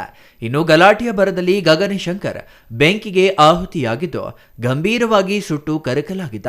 ಕೂಡಲೇ ಆತನನ್ನ ಬೆಂಗಳೂರಿನ ವಿಕ್ಟೋರಿಯಾ ಆಸ್ಪತ್ರೆಗೆ ದಾಖಲಿಸಲಾಗಿತ್ತು. ಆದರೆ ಚಿಕಿತ್ಸೆ ಫಲಕಾರಿಯಾಗದೆ ಗಗನಶಂಕರ್ ಅಲ್ಲಿಯೇ ಕೊನೆಯುಸಿರೆಳೆದಿದ್ದಾನೆ. ನಮಗೆ ನಮ್ಮ ಚಿಕ್ಕ ಮಾವನ ಮಗ, ಆ ಹುಡುಗಿನ ಜಾಸ್ತಿ ದಿನ ಆಯ್ತು ಮಾತಾಡಿ. ಇವ್ರೇನು ಮಾಡಿದ್ದಾರೆ ಅಂದರೆ, ಚೆನ್ನಾಗಿ ಮನೆಯಲ್ಲಿ ಹೆಂಡ್ತಿನ ನೋಡ್ಕೊತಾ ಇರ್ತಾನೆ, ಮಗನೂ ನೋಡ್ಕೊತಾ ಇದ್ದ. ನೆನ್ನೆ ಎಲ್ಲ ಸೋಫಾ ಸೆಟ್ ಹಾಕೊಂಡು ಬಂದವನೇ, ಇವಳಿಗೆ ಇಡ್ಸಿಲ್ಲ ಅದು. ಫೋನ್ ಮಾಡಿಬಿಟ್ಟು ಕರೆಸ್ಬಿಟ್ಟು ಅವ್ರ ಮನೆಯಲ್ಲಿ ಅವಳು ಗಂಡ ಇಬ್ಬರು ಇದ್ದಾರೆ. ಇವನ್ನ ಹೋಗೋಷ್ಟರಲ್ಲಿ ಪೆಟ್ರೋಲ್ ಹಾಕ್ಬಿಟ್ಟು ಬೆಂಕಿ ಹಚ್ಬಿಟ್ಟವ್ರೆ. ಯಾಕೆ ತರಬೇಕು ಆಗಿತ್ತು ಏನು, ಅವ್ನ ಗಂಡ ಸಹ ಇದ್ರದಲ್ಲಿ ಇವನಿಗೆಲ್ಲ ಚೆಂದಿ ಇತ್ತು. ಈ ಅಮ್ಮ ಮಾಡ್ತಾ ಇರೋ ತಪ್ಪುಗಳೆಲ್ಲ ಅವನಿಗೂ ಗೊತ್ತು, ಗಂಡನಿಗೂ ಸಹ. ಆದರೂ ಸಹ ಮನೆಯಲ್ಲಿ ಇಟ್ಕೊಂಡು ಅವ್ರು ಮಾಡ್ಕೊತಾ ಇದ್ರು ಸರ್. ಮತ್ತೆ ಇವಾಗ ನೆನ್ನೆ ಕರ್ಸ್ಕೊಂಡ್ಬಿಟ್ಟು ಪೆಟ್ರೋಲ್ ಹಾಕ್ಬಿಟ್ಟು ಬೆಂಕಿ ಹಚ್ಚಾಕವ್ರೆ. BB ಅವ್ರ ಮನೆಯಲ್ಲೇ ಸರ್, BB ಅಂತ ಹೆಸರು ಬಂದು ವೆನೆಲ್ಲ ಅಂತ, ಎಲ್ಲರೂ BB ಅಂತ ಕರೀತಾ ಇದ್ರು. ಆ ಹುಡುಗಿ ಬಂದು ಮುಸ್ಲಿಂ ಹುಡುಗಿ. ನಮ್ಮ ಮನೆಗಳಲ್ಲಿ ಮದುವೆ ಮಾಡ್ಕೊಂಡಿರೋದು. ನಮ್ಮ ಮನೆಗಳಲ್ಲಿ ಮದುವೆ ಮಾಡ್ಕೊಂಡು ಅಂತ ಕೆಲಸ ಮಾಡಿದಾರೆ ಸರ್ ಅವರು. ಹೋಗ್ತಾ ಇರ್ಲಿಲ್ಲ, ಮುಂಚೆ ಮಾತಾಡ್ತಾ ಇರೋದು ನಮಗೂ ಗೊತ್ತು. ಆದ್ರೂ ನಾವು ಕೇಳ್ತಾ ಇದ್ದೆ, ನನ್ನ ಏನಪ್ಪ ಏನ್ ಮಾಡ್ತಾ ಇದೆಯಾ, ಇಂಥವ್ ಕೆಲಸ ಎಲ್ಲ ಮಾಡಬೇಡ, ನಿನಗೂ ಒಂದು ಮಗು ಐತೆ ಅಂತ ಹೇಳ್ತಾ ಇದ್ರೆ, ನಾನು ಇಲ್ಲಮ್ಮ ನೀನು ನನ್ನ ತಾಯಿ ಆದ್ಮೇಲೆ ನೀನು ನನ್ನ ತಾಯಿ ಅಂತವಳು, ನಿನ್ನ ಮಾತು ಕೇಳ್ತೀನಿ ನಾನು ಅಂತ ಹೇಳ್ತಾ ಇದ್ನ ಅವನು. ಆದ್ರೂ ಮಾತಾಡ್ತಾ ಇಲ್ಲ ಅಂತ ಹೇಳ್ಬಿಟ್ಟು ನೆನ್ನೆ ಮನೆ ಕರ್ಸ್ಕೊಂಡು ಹಂಗೆ ಮಾಡವ್ರೆ ಸರ್ ಅವರು. ಪೆಟ್ರೋಲ್ ಹಾಕ್ಬಿಟ್ಟು ಬೆಂಕಿ ಹಚ್ಚವ್ರೆ. 10:30 11 ಗಂಟೆಯಲ್ಲಿ ಸರ್, ಬೆಳಿಗ್ಗೆ. ನಾವೆಲ್ಲ ಕೆಲ್ಸಕ್ಕೆ ಹೋಗಿದ್ವಿ ಸರ್. ನಾವು ನನ್ನ ತಂಗಿ ಅವರೇ ಕರ್ಕೊಂಡು ಹೋದ್ರು ಸರ್. ನೋಡ್ಕೊಂಡು ಫೋನ್ ಮಾಡಿದ್ನಂತೆ, ನನ್ಗೆ ಯಾರು ಬೆಂಕಿ ಹಚ್ಚಾಕವ್ರೆ ಅಂತ. ಹಂಗೆ ಬಂದ್ಬಿಟ್ಟು ಕೆರೆಯಲ್ಲಿ ಬಿದ್ದು ಕಟ್ಟೆ ಮೇಲೆ ಅವರೇ ಹೇಳಿದ್ರು ಸರ್ ನಮ್ಗೆಲ್ಲ. ಘಟನೆ ನಡೆದ ವೇಳೆ ಗಗನಶಂಕರ್ ತಾನೇ ಪೆಟ್ರೋಲ್ ಸುರಿದುಕೊಂಡು ಆತ್ಮಹತ್ಯೆಗೆ ಯತ್ನಿಸಿದ್ದಾನೆ ಎಂದು ಒಂದು ವಾದ ಕೇಳಿಬಂದಿದೆ. ಆದರೆ ಮೃತನ ಪೋಷಕರು ಇದನ್ನು ಸಂಪೂರ್ಣವಾಗಿ ತಳ್ಳಿ ಹಾಕಿದ್ದಾರೆ. ಇದು ಆತ್ಮಹತ್ಯೆಯಲ್ಲ, ಕೊಲೆಯಾಗಿದೆ. ಪ್ರಿಯತಮೆ ಮತ್ತು ಆಕೆಯ ಗಂಡ ಸೇರಿ ಗಗನಶಂಕರ್ ಮೇಲೆ ಪೆಟ್ರೋಲ್ ಸುರಿದು ಬೆಂಕಿ ಹಚ್ಚಿ ಕೊಂದಿದ್ದಾರೆ. ಹೀಗಂತ ಮೃತನ ಪೋಷಕರು ಆರೋಪಿಸಿದ್ದಾರೆ. ಈ ಸಂಬಂಧ ಮೃತನ ಪೋಷಕರು ಪ್ರಿಯತಮಿ ಹಾಗೂ ಆಕೆಯ ಪತಿ ವಿರುದ್ಧ ಗುಡಿಬಂಡೆ ಪೊಲೀಸ್ ಠಾಣೆಗೆ ದೂರು ನೀಡಿದ್ದಾರೆ. ಫೋನ್ ಮಾಡಿ ಇಬ್ಬರು ಸಾಯ್ಬೇಕು ಬಾ ಅಂತ ಮನೆಗೆ ಕಲ್ಸ್ಕೊಂಡಿದ್ದ ಇದು ಅಂತ ಗೊತ್ತು. ಇವನು ಪೆಟ್ರೋಲ್ ಎತ್ಕೊಂಡೋಗಿ ಆ ಹುಡುಗಿನ ಹಾಕ್ದನ ಇವನೇ ಅಂದ್ಕೊಂಡ, ಅದು ನಮ್ಗೆ ಗೊತ್ತಿಲ್ಲ. ಆ ಹುಡುಗಿ ಇವಾಗ ಅವ್ನು ಡೆತ್ ಆಗಿದ್ದಾನೆ ಅಂತ ಗೊತ್ತಾದ್ರೆ ಮನೆಯಲ್ಲಿ ಅವರೇ TV ಗ್ಲಾಸು ಎಲ್ಲ ಅವರೇ ಇದು ಮಾಡಿಕೊಂಡು ಇವು ಹೆಂಗಸರು ಮಾಡಿದ್ದಾರೆ. ಅವ್ರು ಈ ಗಲಾಟೆ ಮಾಡ್ತಾ ಇದ್ದಾರೆ. ಹನುಮನೆಯಲ್ಲಿ ಸರ್ ಅವ್ನ ಸಾವಾಗ ಅವರೇ ಕಾರಣ. Satish Babu, CTV news, Gudibande.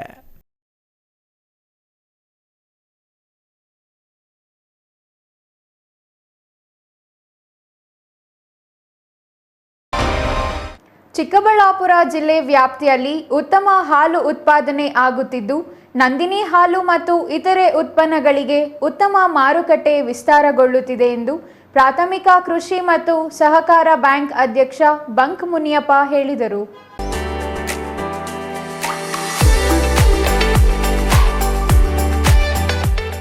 ಶಿಡ್ಲಘಟ್ಟ ತಾಲೂಕಿನ ದೇವರಮಳ್ಳೂರು ಗ್ರಾಮದಲ್ಲಿ ಶ್ರೀ ಮಳ್ಳೂರಾಂಬಾದೇವಿಯ ಬ್ರಹ್ಮರಥೋತ್ಸವ ಅಂಗವಾಗಿ ಚಿಕ್ಕಬಳ್ಳಾಪುರ ಹಾಲು ಒಕ್ಕೂಟ, ದೇವರಮಳ್ಳೂರು ಹಾಲು ಉತ್ಪಾದಕರ ಸಹಕಾರ ಸಂಘದ ಆಶ್ರಯದಲ್ಲಿ ಸೋಮವಾರ ನಡೆದ ಉತ್ತಮ ರಾಸುಗಳ ಪ್ರದರ್ಶನ ಹಾಗೂ ಬಹುಮಾನ ವಿತರಣೆ ಕಾರ್ಯಕ್ರಮದಲ್ಲಿ ಮಾತನಾಡಿದ ಬಂಕ್ ಮುನಿಯಪ್ಪ, ಇತ್ತೀಚಿನ ವರ್ಷಗಳಲ್ಲಿ ಹೈನುಗಾರಿಕೆಯು ಕೇವಲ ಉಪಕಸುಬಾಗಿ ಉಳಿದಿಲ್ಲ, ಇದೊಂದು ಉದ್ದಿಮೆಯಾಗಿ ವ್ಯಾಪಿಸುತ್ತಿದೆ.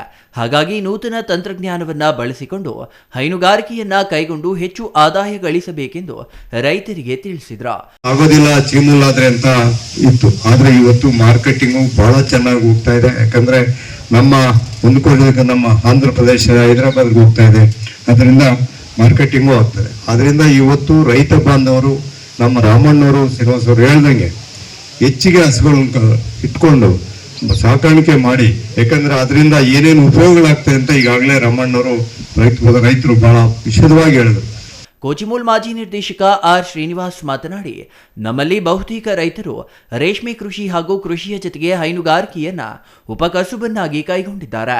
ಆದರೆ ಇತ್ತೀಚಿನ ವರ್ಷಗಳಲ್ಲಿ ಕೆಲ ರೈತರು ಹೈನುಗಾರಿಕೆಯನ್ನೇ ಮುಖ್ಯ ಕಸುಬನ್ನಾಗಿ ಕೈಗೊಂಡಿದ್ದು ಉತ್ತಮ ಆದಾಯವನ್ನು ಪಡೆಯುತ್ತಿದ್ದಾರೆ ಎಂದರು. ಈ ಮೊದಲು ಜಾತ್ರೆಗಳು ಎಂದರೆ ಸಾವಿರಾರು ಜೊತೆ ಎತ್ತುಗಳು ಸೇರ್ತಿದ್ವ, ಬೇಕಾದವರು ಎತ್ತುಗಳನ್ನ ಖರೀದಿಸುವ ಮತ್ತು ಮಾರಾಟ ಮಾಡಲಾಗ್ತಿತ್ತು. ಆದರೆ ಇತ್ತೀಚಿನ ವರ್ಷಗಳಲ್ಲಿ ಯಾಂತ್ರೀಕರಣ ಹೆಚ್ಚಾದ ಕಾರಣ, ಕೃಷಿಯಲ್ಲಿ ಬಹುತೇಕ ಯಂತ್ರಗಳ ಬಳಕೆ ಹೆಚ್ಚಾದ ಕಾರಣ ಎತ್ತುಗಳನ್ನು ಸಾಕುವ ಮತ್ತು ನಿರ್ವಹಣೆ ಮಾಡುವವರ ಸಂಖ್ಯೆ ಕಡಿಮೆಯಾಗಿದ್ದು ಜಾತ್ರೆಗಳಲ್ಲಿ ಸೇರುವ ಸಂಖ್ಯೆಯು ಬಹಳ ಕಡಿಮೆಯಾಗಿದೆ ಎಂದರು. ಆ ಒಂದು ವಿಚಾರದಲ್ಲಿ ಒಂದು ಮಾರುಕಟ್ಟೆ ಥರ ಆ ಪ್ರದೇಶದಲ್ಲಿ ಒಂದೊಂದು ಪ್ರದೇಶದಲ್ಲಿ ಪ್ರತಿ ವರ್ಷ ದನಗಳು ಸೇರುವಂಥದ್ದು ಸುತ್ತಮುತ್ತಲಿನ ಕಡೆಯಿಂದ ಒಂದು ಸುಮಾರು ನನಗೆ ತಿಳಿದ ಮಟ್ಟಿಗೆ 100 ಮೈಲಿಗಳಿಂದ ಬಂದು ಅಲ್ಲಿ ರಾಸುಗಳನ್ನ ಮಾರಾಟ ಮಾಡುವಂಥ ಪ್ರಕ್ರಿಯೆ ನಾವೆಲ್ಲ ನೋಡಿದ್ದೀವಿ. ಅಂದರೆ ನಮ್ಮ ಚಿಕ್ಕ ವಯಸ್ಸಲ್ಲಿ ಸ್ವಲ್ಪ ಮಟ್ಟಿಗೆ ಚೆನ್ನಾಗಿ ನಡೀತಾ ಇತ್ತು. ಇವತ್ತು ಯಾಂತ್ರೀಕರಣ ಆಗಿರೋದ್ರಿಂದ ವ್ಯವಸಾಯ ಇವತ್ತು ನಾವು ಎತ್ತುಗಳಲ್ಲಿ ಉಳುಮೆ ಮಾಡೋವಂಥದ್ದು ಆಗೋದೇ ಇಲ್ಲ. ಯಾಕಂದರೆ ಬಹುಶಃ ಇವತ್ತು ನಾವು ಮಾಡ್ತಕ್ಕಂಥ ಒಂದು ವ್ಯವಸಾಯ ಇನ್ನೂ ಹೆಚ್ಚಿಗೆ ಆಗಿರೋದ್ರಿಂದ. ಛಾಯಾ ರಮೇಶ್, ಸಿಟಿವಿ ನ್ಯೂಸ್, ಶಿಡ್ಲಘಟ್ಟ.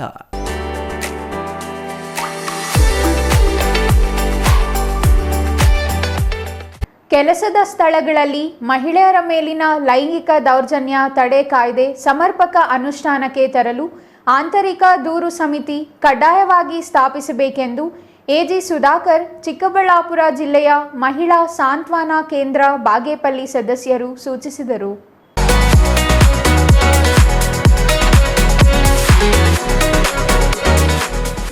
ಬಾಗೇಪಲ್ಲಿ ಪಟ್ಟಣದ ಮೆಟ್ರಿಕ್ ಪೂರ್ವ ಬಾಲಕರ ವಿದ್ಯಾರ್ಥಿ ನಿಲಯದಲ್ಲಿ ಆಂತರಿಕ ದೂರು ನಿರ್ವಹಣಾ ಸಮಿತಿಗೆ ಆಯ್ಕೆ ಪಟ್ಟಿ ಬಿಡುಗಡೆ ಮಾಡಿ ಮಾತನಾಡಿ, ಕಾನೂನು ಪ್ರಕಾರ ಕೆಲಸ ಮಾಡುವ ಸ್ಥಳಗಳಲ್ಲಿ ಮಹಿಳೆಯರ ಮೇಲೆ ನಡೆಯುವ ದೌರ್ಜನ್ಯ ತಡೆಯುವ ನಿಟ್ಟಿನಲ್ಲಿ ಪ್ರತಿಬಂಧಿಸಲು, ನಿಷೇಧಿಸಲು ಹಾಗೂ ದೌರ್ಜನ್ಯಕ್ಕೊಳಗಾದ ಮಹಿಳೆಯರಿಗೆ ಪರಿಹಾರ ಒದಗಿಸಲು ಈ ಸಮಿತಿಯು ಕಾರ್ಯಪ್ರವೃತ್ತವಾಗಬೇಕಿದೆ.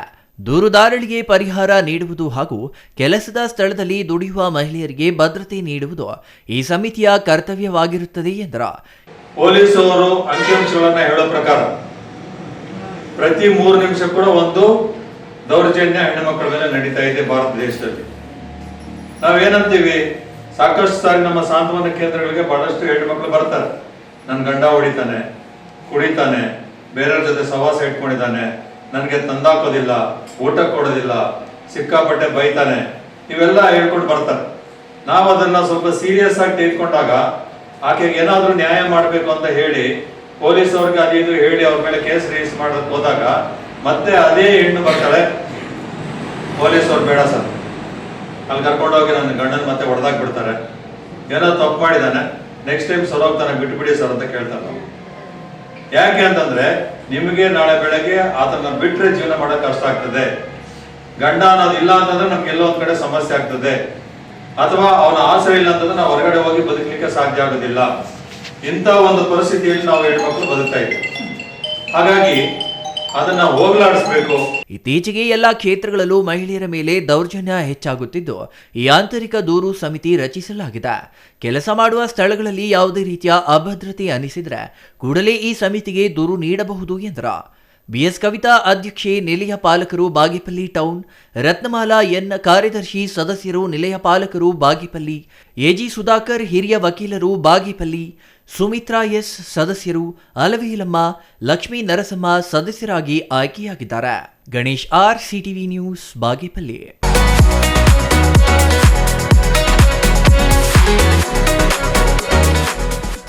ಇದೀಗ ಚಿಕ್ಕದೊಂದು ವಿರಾಮದ ನಂತರ ಸಿಟಿವಿ ನ್ಯೂಸ್ ಮುಂದುವರಿಯಲಿದೆ.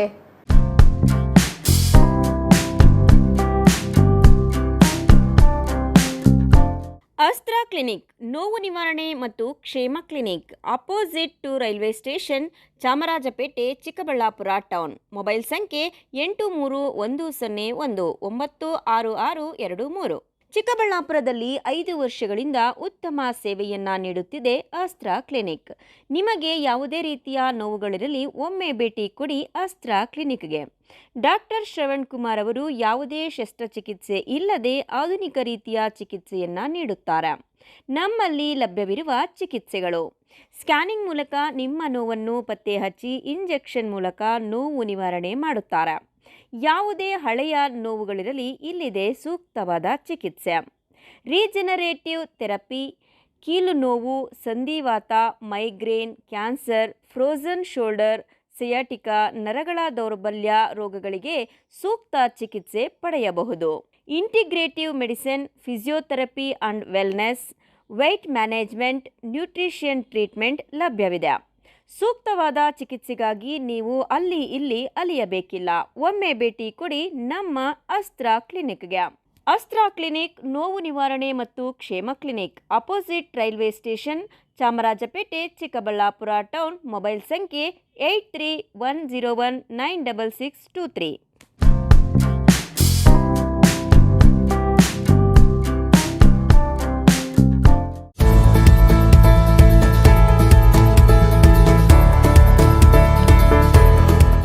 ನೀವೇನಾದರೂ ಚಿಕ್ಕಬಳ್ಳಾಪುರ, ದೊಡ್ಡಬಳ್ಳಾಪುರ, ಗುಡಿಬಂಡೆ, ಬಾಗೇಪಲ್ಲಿ, ಚಿಂತಾಮಣಿ, ಗೌರಿಬಿದನೂರು ಕಡೆಯವರ? ಹಾಗಿದ್ರೆ ಇನ್ನೂ ಏನು ಯೋಚನೆ ಮಾಡ್ತಾ ಇದ್ದೀರಾ? ಸೆಕೆಂಡ್ ಥಾಟ್ ಇಲ್ಲದೆ ನೀವು ಬರಬೇಕಾಗಿರೋದು ನಮ್ಮ ಏಸ್ ಆಕ್ವಾಟೆಕ್ಗೆ. ಯಾಕೆಂದ್ರೆ ನಿಮ್ಮಿಷ್ಟದ ಪ್ಯೂರಿಫೈಯರ್ಸ್ನ ನೀವು ತಗೊಂಡು ಹೋಗ್ಬೋದು. ಹಾಗೆ ಎಷ್ಟು ವೈಡ್ ವೆರೈಟಿ ಆಪ್ಷನ್ಸ್ ನಿಮಗೆ ಯಾವುದೇ ಶೋರೂಮಲ್ಲೂ ನೋಡೋಕೆ ಸಿಗೋದಿಲ್ಲ. ಬರೀ 5,500ಕ್ಕೆ ವಾಟರ್ ಪ್ಯೂರಿಫೈಯರ್ಸ್ ಸಿಗ್ತಾ ಇದೆಯಾ? ಹೌದು, ನಮ್ಮ ಏಸ್ ಆಕ್ವಾಟೆಕ್ನಲ್ಲಿ ಬರೀ 5,500ದಿಂದ ಒಳ್ಳೆಯ ಗುಣಮಟ್ಟದ ವಾಟರ್ ಪ್ಯೂರಿಫೈಯರ್ಸ್ ಶುರುವಾಗಿದೆ. ವೈಡ್ ವೆರೈಟಿ ಜೊತೆ ಕಾಪರ್, ಜಿಂಕ್, ಆಲ್ಕಲೈನ್ ಟೆಕ್ನಾಲಜೀಸ್. ಯಾವುದೇ ಪ್ಯೂರಿಫೈಯರ್ಸ್ ಜೊತೆ 1 ವರ್ಷದ ವ್ಯಾರಂಟಿ ಜೊತೆ ಫ್ರೀ ಇನ್ಸ್ಟಾಲೇಷನ್, ಹಾಗೆ 4 ವರ್ಷದ ಫ್ರೀ ಸರ್ವಿಸ್. ಹಾಗೆಯೇ ಯಾವುದೇ ಪ್ಯೂರಿಫೈಯರ್ಸ್ ಮಾರುಕಟ್ಟೆ ಬೆಲೆಗಿಂತ 40% ರಿಯಾಯಿತಿ ದರದಲ್ಲಿ ನಮ್ಮ ಹತ್ರ ಸಿಗ್ತಾ ಇದೆ. ಸತತವಾಗಿ 20 ವರ್ಷಗಳಿಂದ ಇವರು ಈ ಬಿಸ್ನೆಸ್ ನ ರನ್ ಮಾಡ್ಕೊಂಡು ಬರ್ತಾ ಇದ್ದಾರೆ. ಬೆಂಗಳೂರಿನ ಸಹಕಾರ ನಗರದಲ್ಲಿ, ಹಾಗೇನೆ ನಮ್ಮ ಚಿಕ್ಕಬಳ್ಳಾಪುರದಲ್ಲಿ ನಮ್ಮ ಔಟ್ಲೆಟ್ಸ್ ಇದೆ. ನಮ್ಮ ವಿಳಾಸ opposite to Canara bank, Ambur biryani ಪಕ್ಕದ ರಸ್ತೆ, 2ನೇ ಅಂಗಡಿ, ಬಿಬಿ ರೋಡ್, ಚಿಕ್ಕಬಳ್ಳಾಪುರ.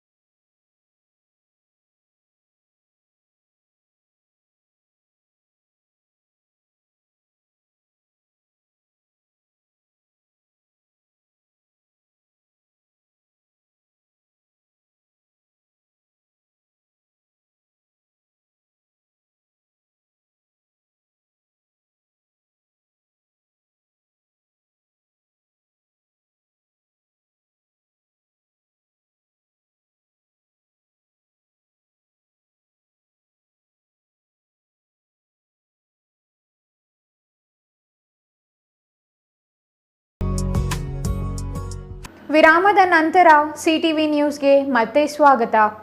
ದೊಡ್ಡಬಳ್ಳಾಪುರ ತಾಲೂಕಿನ ಬಾಶೆಟ್ಟಿಹಳ್ಳಿ ಪಟ್ಟಣ ಪಂಚಾಯಿತಿ ಚುನಾವಣೆ ದಿನೇ ದಿನೇ ರಂಗೇರುತ್ತಿದ್ದು, ನಾಮಪತ್ರ ಸಲ್ಲಿಕೆಗೆ ಕೊನೆಯ ದಿನವಾದ ಇಂದು ಕಾಂಗ್ರೆಸ್ 19 ಅಭ್ಯರ್ಥಿಗಳಲ್ಲೂ ಉಮೇದುವಾರಿಕೆ ಸಲ್ಲಿಸಿದೆ.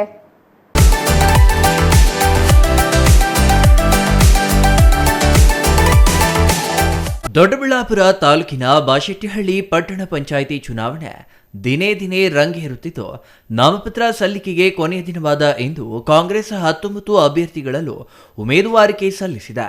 19 ವಾರ್ಡ್ಗಳಿಗೆ ನಡೆಯುತ್ತಿರುವ ಚುನಾವಣೆಯಲ್ಲಿ ಕಾಂಗ್ರೆಸ್, ಬಿಜೆಪಿ, ಜೆಡಿಎಸ್ ಮತ್ತು ಪಕ್ಷೇತರ ಉಮೇದುವಾರರು ತಮ್ಮ ನಾಯಕರು, ಬೆಂಬಲಿಗರ ಜೊತೆ ಆಗಮಿಸಿ ನಾಮಪತ್ರ ಸಲ್ಲಿಸಿದ್ರ.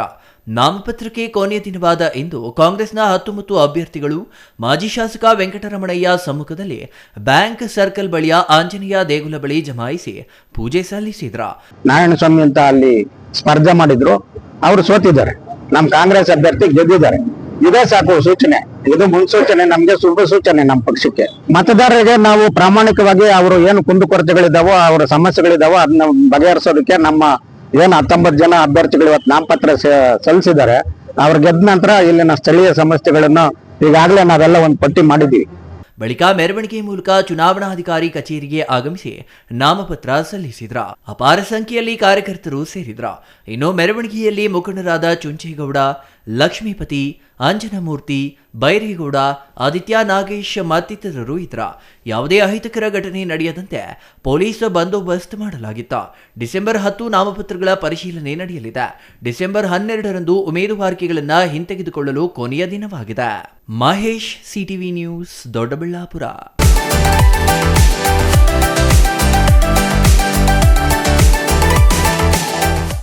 ಬೈಕ್ ಸವಾರನೊಬ್ಬ ತಾನು ಚಲಾಯಿಸುತ್ತಿದ್ದ ಬೈಕ್ ನಿಯಂತ್ರಣ ತಪ್ಪಿ ಡಿವೈಡರ್ಗೆ ಬೈಕ್ ಡಿಕ್ಕಿ ಹೊಡೆದಿದ್ದು, ಇದೇ ಸಮಯಕ್ಕೆ ಆ ಮಾರ್ಗದಲ್ಲಿ ಬರುತ್ತಿದ್ದ ರಾಜ್ಯ ರಸ್ತೆ ಸಾರಿಗೆ ಸಂಸ್ಥೆಯ ಬಸ್ ಚಕ್ರದ ಕೆಳಗೆ ಸಿಲುಕಿ ಸ್ಥಳದಲ್ಲಿಯೇ ಮೃತಪಟ್ಟಿರುವ ದುರಂತ ಘಟನೆ ಇಂದು ಗೌರಿಬಿದನೂರು ತಾಲೂಕಿನಲ್ಲಿ ನಡೆದಿದೆ.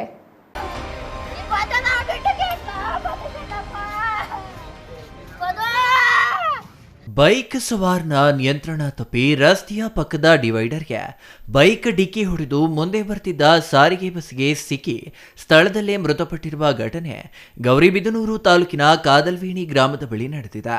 25 ವರ್ಷದ ಮಧುಕುಮಾರ್ ಮೃತ ಯುವಕನಾಗಿದ್ದು ತಾಲೂಕಿನ ಮುದುಗಿರಿ ಗ್ರಾಮದ ವಾಸಿ ಎಂದು ಗುರುತಿಸಲಾಗಿದೆ. ಮೃತ ಮಧುಕುಮಾರ್ ಗೌರಿಬಿದನೂರು ಕಡೆಯಿಂದ ತನ್ನ ಸ್ವಗ್ರಾಮಕ್ಕೆ ಹೋಗುತ್ತಿರುವಾಗ ಬೈಕ್ಗೆ ನಾಯಿ ಅಡ್ಡ ಬಂದು ವಾಹನ ನಿಯಂತ್ರಣ ತಪ್ಪಿ ಡಿವೈಡರ್ಗೆ ಡಿಕ್ಕಿ ಹೊಡೆದು ಮುಂದೆ ಬರ್ತಿದ್ದ ಸಾರಿಗೆ ಬಸ್ ಹಿಂಬದಿಯ ಚಕ್ರದ ಕೆಳಗೆ ಸಿಕ್ಕಿ ಸ್ಥಳದಲ್ಲೇ ಮೃತಪಟ್ಟಿದ್ದಾನೆ. ಇನ್ನು ಸ್ಥಳಕ್ಕೆ ಗ್ರಾಮಾಂತರ ಠಾಣೆಯ ಪಿಎಸ್ಐ ರಮೇಶ್ ಗುಗ್ಗರಿ ಮತ್ತು ಸಿಬ್ಬಂದಿ ಭೇಟಿ ನೀಡಿ ಪರಿಶೀಲನೆ ನಡೆಸಿ ಪ್ರಕರಣ ದಾಖಲಿಸಿಕೊಂಡು ತನಿಖೆ ಮುಂದುವರಿಸಿದ್ದಾರೆ. ಇತ್ತೀಚಿನ ದಿನಗಳಲ್ಲಿ ರಸ್ತೆಗಳಲ್ಲಿ ಬೀದಿ ನಾಯಿಗಳ ಹಾವಳಿ ಹೆಚ್ಚಾಗಿದ್ದು ದ್ವಿಚಕ್ರ ವಾಹನ ಸವಾರರಿಗೆ ಕಂಟಕವಾಗಿ ಪರಿಣಮಿಸಿದೆ. ಈ ಬಗ್ಗೆ ಗ್ರಾಮ ಪಂಚಾಯಿತಿಯವರು ಸೂಕ್ತ ಕ್ರಮ ತೆಗೆದುಕೊಳ್ಳುವಂತೆ ಮುದುಗೆರೆ ಗ್ರಾಮ ಪಂಚಾಯಿತಿ ಸದಸ್ಯ ಎಂಎಸ್ ರಾಜಶೇಖರ್ ಆಗ್ರಹಿಸಿದ್ದಾರೆ. ಈಗ ರಸ್ತೆಗಳಲ್ಲಿ ನಾಯಿಗಳ ಕಾಟ ಹೆಚ್ಚಾಗಿರುವುದರಿಂದ ನಾಯಿ ಅಡ್ಡ ಬಂದಿದೆ, ಬ್ರೇಕ್ ಇಳಿದಿದ್ದಾನೆ. ಬ್ರೇಕ್ ಇಳಿದಿದ್ದಾಗ ಗಾಡಿ ಸೈಡಿಗೆ ಕಿತ್ತು ಡಿವೈಡ್ರಿಗೆ ಹೊಡೆದು ಆ ಕಡೆಯಿಂದ ಏನು ತುಮಕೂರು ಕಡೆಯಿಂದ ಬರ್ತಾ ಇರೋಂಥ ಗೋರ್ಮೆಂಟ್ ಬಸ್ಸಿಗೆ ಹಿಂದೆ ಚಕ್ರಕ್ಕೆ ಸಿಕ್ಕಿದ್ದಾನೆ. ಡಿವೈಡ್ರ್ ಮೇಲೆ ಗಾಡಿ ಬಿದ್ದಿದೆ. ಹುಡುಗ ನೋಡಿದ್ರೆ ರೋಡಲ್ಲಿ ಅನಾಥಶವಾಗಿ ಬಿದ್ದಿದ್ದಾನೆ. ದಯವಿಟ್ಟು ಇದಕ್ಕೆಲ್ಲ ನಾಯಿಗಳ ಕಾಟ ಹೆಚ್ಚಾಗಿರೋದ್ರಿಂದ ರಸ್ತೆಗಳಲ್ಲಿ ಭಾಳ ತೊಂದರೆಗಳಾಗ್ತಾ ಇದ್ದಾವೆ. ಇವತ್ತು ನಾವು ಅಲ್ಲಿ ಬರೋಷ್ಟೊತ್ತಿಗೆ ಮೃತದೇಹ ಎತ್ಕೊಳ್ತಾ ಇದ್ರು. ಅಲ್ಲಿ ಇದ್ದಂಥ ಸ್ಥಳೀಯರೆಲ್ಲ ನಾವು ಯಾಕೆ ಏನಾಯಿತು ಅಂತ ಕೇಳಿದಾಗ ಅಲ್ಲಿ ಎಲ್ಲ ನಾಯಿ ಕಾಟ ಹೆಚ್ಚಾಗಿರೋದ್ರಿಂದ ಆ ಥರ ಆಗಿದೆ ಎಂಬುದು ಸುದ್ದಿ ಗೊತ್ತಾಯಿತು. ತಿರ್ಗಾ ಅಲ್ಲಿಗೆ ಬಂದಂಥ ಪೊಲೀಸ್ನವರು ನಮ್ಮ ಸಬ್ ಇನ್ಸ್ಪೆಕ್ಟ್ರು ಎಲ್ಲ ವಿಚಾರಿಸಿದಾಗ ಅಲ್ಲಿ ಆ ಥರ ಆಗಿದೆ ಅಂತೆಲ್ಲ ಮಾಜರ್ ಮಾಡಿಕೊಂಡು ಬಾಡಿನ ಇವತ್ತು ಗೌರ್ಮೆಂಟ್ ಹಾಸ್ಪಿಟ್ಲಿಗೆ ತಂದಿದ್ದಾರೆ. ದಯವಿಟ್ಟು ಇಂಥ ದುರ್ಘಟನೆ ನಡೆಬಾರ್ದಾಗಿತ್ತು. ದೇವರು ಅವ್ರ ಕುಟುಂಬಕ್ಕೆ ಆರೋಗ್ಯ ಆಯುಷು ಕೊಟ್ಟು ಅವರಿಗೆ ಈ ಶಕ್ತಿ ಬರೆಸ್ಲಿ ಅಂತೇಳಿ. ಎಲ್ಲಿ ಸರ್ ಘಟನೆ ನಡೆದಿದೆ? ಇದು ಕಾದಲ್ವೇಣಿ ಗ್ರಾಮ ಪಂಚಾಯಿತಿ ಸ್ವಲ್ಪ ಈ ಕಡೆ, ಅದ್ ಕಡೆ ಸರ್ಕಾರಿ ಹಿರಿಯ ಪ್ರಾಥಮಿಕ ಶಾಲೆಯ ಮಧ್ಯ ಭಾಗದಲ್ಲಿ ಈ ಥರ ನಡೆದಿದೆ. R Manjunath, CTV news, Gauribidanur.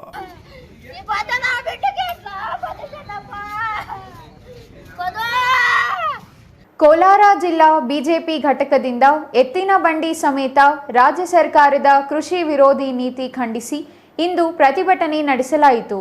ಕೋಲಾರದ ಮೆಕ್ಕೆ ವೃತ್ತದಿಂದ ಕೃಷಿ ಇಲಾಖೆವರೆಗೂ ನಡೆದ ಬಿಜೆಪಿ ಕಾರ್ಯಕರ್ತರು ಪ್ರತಿಭಟನಾ ರ್ಯಾಲಿ ನಡೆಸಿ ಆಕ್ರೋಶ ವ್ಯಕ್ತಪಡಿಸಿದರು.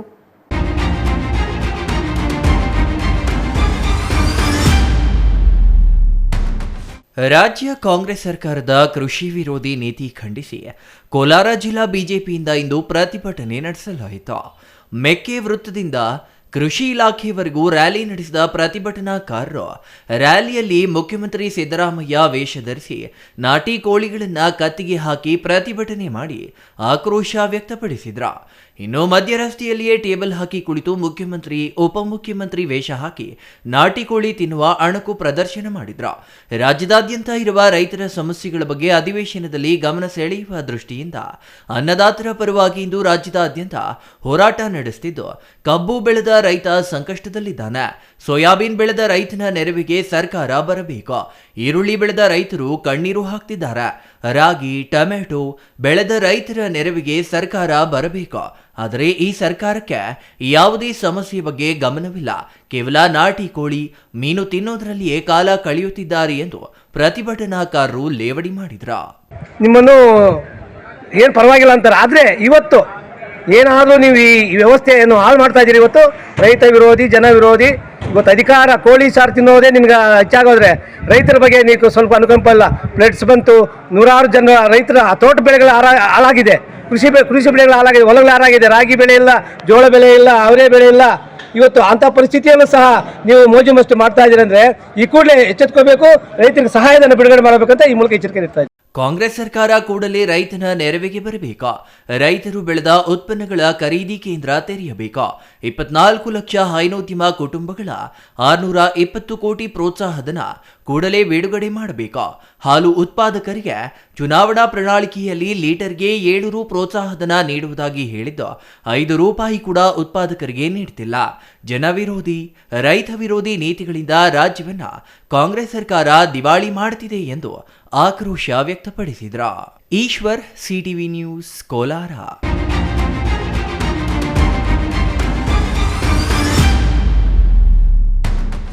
ನಿಮ್ಮ ಎಲ್ಲ ಸಮಸ್ಯೆಗಳಿಗೆ ನೇರವಾಗಿ ನಮ್ಮನ್ನು ಸಂಪರ್ಕಿಸಿ ಎಂದು ನಂಜನಗೂಡು ಪೊಲೀಸ್ ಠಾಣೆ ಇನ್ಸ್ಪೆಕ್ಟರ್ ಸಿಎಂ ರವೀಂದ್ರ ಮನವಿ ಮಾಡಿದರು.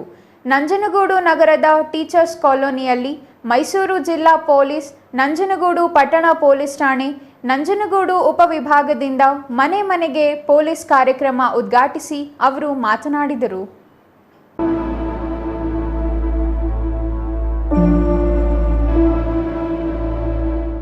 ನಿಮ್ಮ ಎಲ್ಲ ಸಮಸ್ಯೆಗಳಿಗೆ ನೇರವಾಗಿ ನಮ್ಮನ್ನ ಸಂಪರ್ಕಿಸಿ ಎಂದು ನಂಜನಗೂಡು ಪೊಲೀಸ್ ಠಾಣೆ ಇನ್ಸ್ಪೆಕ್ಟರ್ ಸಿಎಂ ರವೀಂದ್ರ ಮನವಿ ಮಾಡಿದ್ರು. ನಂಜನಗೂಡು ನಗರದ ಟೀಚರ್ಸ್ ಕಾಲೋನಿಯಲ್ಲಿ ಮೈಸೂರು ಜಿಲ್ಲಾ ಪೊಲೀಸ್, ನಂಜನಗೂಡು ಪಟ್ಟಣ ಪೊಲೀಸ್ ಠಾಣೆ, ನಂಜನಗೂಡು ಉಪವಿಭಾಗದಿಂದ ಮನೆ ಮನೆಗೆ ಪೊಲೀಸ್ ಕಾರ್ಯಕ್ರಮ ಉದ್ಘಾಟಿಸಿ ಅವರು ಮಾತನಾಡಿದ್ರು. ಕುಟುಂಬ ಸಂಭ್ರಮ, ಸ್ನೇಹ ಬಳಗ ಮತ್ತು ಪೊಲೀಸ್ ಇಲಾಖೆ ನಂಜನಗೂಡು ಟೌನ್ನಿಂದ ಸರಗಳ್ಳತನ, ಅಪರಾಧ ತಡೆ ಇನ್ನಿತರೆ ವಿಚಾರಗಳ ಕುರಿತು ಸಾರ್ವಜನಿಕರಿಗೆ ಅರಿವು ಮೂಡಿಸಲಾಗುತ್ತಿದೆ. ಸಾರ್ವಜನಿಕರಿಗೆ ಕಾನೂನು ಅರಿವು ಮೂಡಿಸುವುದು ನಮ್ಮ ಕರ್ತವ್ಯ. ಮೊಬೈಲ್ ಬಳಕೆಯಿಂದ ದುಷ್ಪರಿಣಾಮ ಬೀರುತ್ತಿದ್ದು ಮಕ್ಕಳಿಗೆ ಪೋಷಕರು ಮೊಬೈಲ್ ಕೊಡಬಾರದು.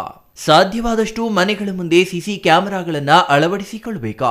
ಅಪರಿಚಿತ ವ್ಯಕ್ತಿಗಳು ಕಂಡಾಗ ತಕ್ಷಣ ಪೊಲೀಸ್ ಠಾಣೆಗೆ ಮಾಹಿತಿ ನೀಡಬೇಕು. ಮನೆಯಿಂದ 2-3 ದಿನಗಳ ಕಾಲ ಹೊರಗಡೆ ಹೋದ ಸಂದರ್ಭದಲ್ಲಿ ನಿಮ್ಮ ವ್ಯಾಪ್ತಿಯ ಪೊಲೀಸ್ ಠಾಣೆಗಳಿಗೆ ಮಾಹಿತಿ ನೀಡಬೇಕು ಎಂದು ಕೋರಿದ್ರು. ಈ ಕಾರ್ಯಕ್ರಮ ಒಂದು ಅಪರಾಧ ತಡೆಗೆ ಸಂಬಂಧಪಟ್ಟ ಹಾಗೆ ಮತ್ತೆ ಅಲ್ಲಿ ನಮ್ಮ ಏರಿಯಾದಲ್ಲಿ ಇರ್ತಕ್ಕಂತಹ ಜನಗಳಿಗೆ ಮಾಹಿತಿಯನ್ನ ಒದಗಿಸ್ಕೊಡ್ಬೇಕು ಅಂತ ಹೇಳಿ ಕೇಳ್ಕೊಂಡ್ರು. ನಾವು ಅದೇ ಟೈಮಲ್ಲಿ ಈಗ ನಮ್ಮ ಇಲಾಖೆಯ ಮೇಲಾಧಿಕಾರಿಗಳ ಆದೇಶದಂತೆ ನಾವು ಮನೆ ಮನೆ ಪೊಲೀಸ್ ಅಂತ ಒಂದು ಕಾರ್ಯಕ್ರಮವನ್ನು ಪ್ರಾರಂಭ ಮಾಡಿದ್ದೀವಿ. ಆ ಮನೆ ಮನೆ ಪೊಲೀಸ್ ಕಾರ್ಯಕ್ರಮದಲ್ಲಿ ಸಂಕ್ಷಿಪ್ತವಾಗಿ ಹೇಳೋದಾದ್ರೆ, ಪ್ರತಿ ಮನೆಗಳಲ್ಲಿ ಎಷ್ಟು ಜನ ಮನೆಯ ಹಿರಿಯ ಸದಸ್ಯರಿರ್ತಾರೆ, ಆ ಹಿರಿಯ ಸದಸ್ಯರನ್ನ ಅಥವಾ ಯಾರಾದರೂ ಒಬ್ಬರು ಸದಸ್ಯರನ್ನ ಆ ಮನೆಯಿಂದ ಒಬ್ಬರನ್ನ ಆಯ್ಕೆ ಮಾಡ್ಕೊಳ್ಳೋದು. ಅವರ 50 ಮನೆಗಳ ಗುಂಪಿಗೆ ಒಬ್ಬ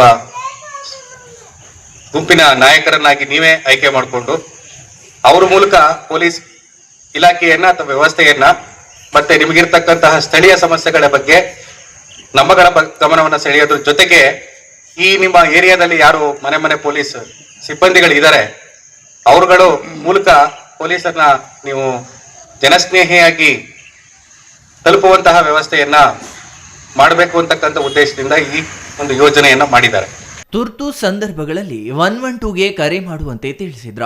ಇನ್ನು ಕಾರ್ಯಕ್ರಮದಲ್ಲಿ ತುರ್ತು ಸೇವೆಗಳು, ಮನೆಗಳ್ಳತನ, ಸರಗಳ್ಳತನ, ಸೈಬರ್ ಅಪರಾಧ, ಆನ್ಲೈನ್ ವಂಚನೆ, ಮಾದಕ ವಸ್ತುಗಳ ಬಗ್ಗೆ ಹಾಗೂ ಕಾನೂನು ಅರಿವು ಮತ್ತು ಜಾಗೃತಿ ಮೂಡಿಸಲಾಯಿತು.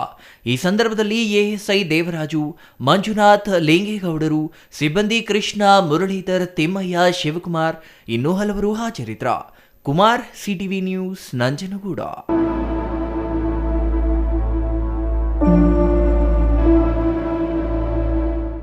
ರಸ್ತೆ ಅಪಘಾತಗಳಲ್ಲಿ ಸಂಭವಿಸಬಹುದಾದ ಪ್ರಾಣಹಾನಿ ತಪ್ಪಿಸಲು ಜಿಲ್ಲೆಯಲ್ಲಿ ಡಿಸೆಂಬರ್ 12ರಿಂದ ಬೈಕ್ ಸವಾರರು ಕಡ್ಡಾಯವಾಗಿ ಹೆಲ್ಮೆಟ್ ಧರಿಸಬೇಕು. ಈ ಆದೇಶ ಕಟ್ಟುನಿಟ್ಟಾಗಿ ಜಾರಿಗೆ ತರಲಾಗುವುದು. ಈ ಹಿನ್ನೆಲೆಯಲ್ಲಿ ಮುಖ್ಯ ರಸ್ತೆಯಲ್ಲಿ ಹೆಲ್ಮೆಟ್ ಧರಿಸದೆ ಬೈಕ್ ಚಾಲನೆ ಮಾಡಿ ಸಂಚಾರ ನಿಯಮ ಉಲ್ಲಂಘಿಸಿದವರನ್ನು ಪೊಲೀಸರು ತಡೆದು ಎಚ್ಚರಿಕೆ ನೀಡಿ ಕಳುಹಿಸಿದರು.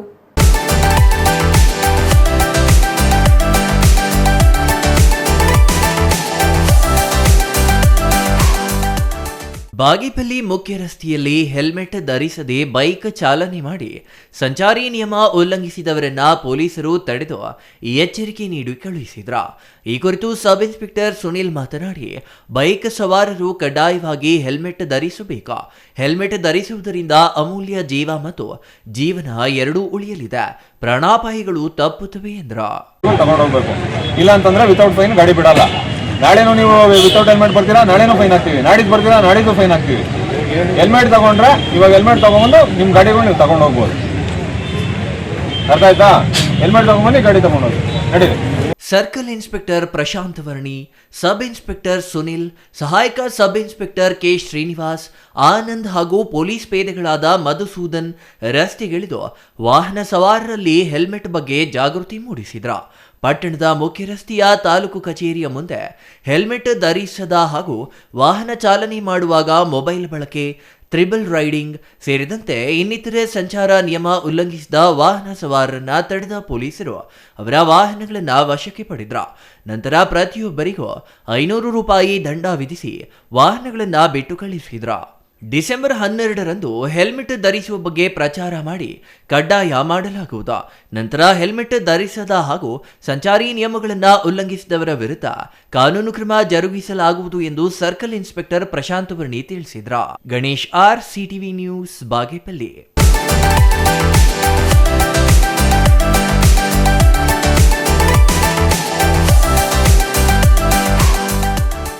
ನಿರ್ಗತಿಕ ಕಡು ಬಡವರಿಗಾಗಿ ಆಶ್ರಯ ಯೋಜನೆಯಡಿ ಮೀಸಲಿಟ್ಟಿರುವ ಸ್ಥಳದಲ್ಲಿ ಪ್ರಭಾವಿಗಳು ಕಟ್ಟಡ ನಿರ್ಮಾಣಕ್ಕೆ ಮುಂದಾಗಿದ್ದು, ಇದನ್ನು ವಿರೋಧಿಸಿ ದೊಡ್ಡಬೆಳವಂಗಲ ಪಂಚಾಯಿತಿ ಅಧಿಕಾರಿಗಳಿಗೆ ಮನವಿ ಸಲ್ಲಿಸಿದರು. ಯಾವುದೇ ಪ್ರಯೋಜನವಾಗಿಲ್ಲ. ಅನಧಿಕೃತವಾಗಿ ನಿರ್ಮಾಣ ಮಾಡುತ್ತಿರುವ ಕಟ್ಟಡ ನಿಲ್ಲಿಸುವಂತೆ ಆಗ್ರಹಿಸಿ ರಾಂಪುರ ಗ್ರಾಮಸ್ಥರು ಪ್ರತಿಭಟನೆ ನಡೆಸಿದರು.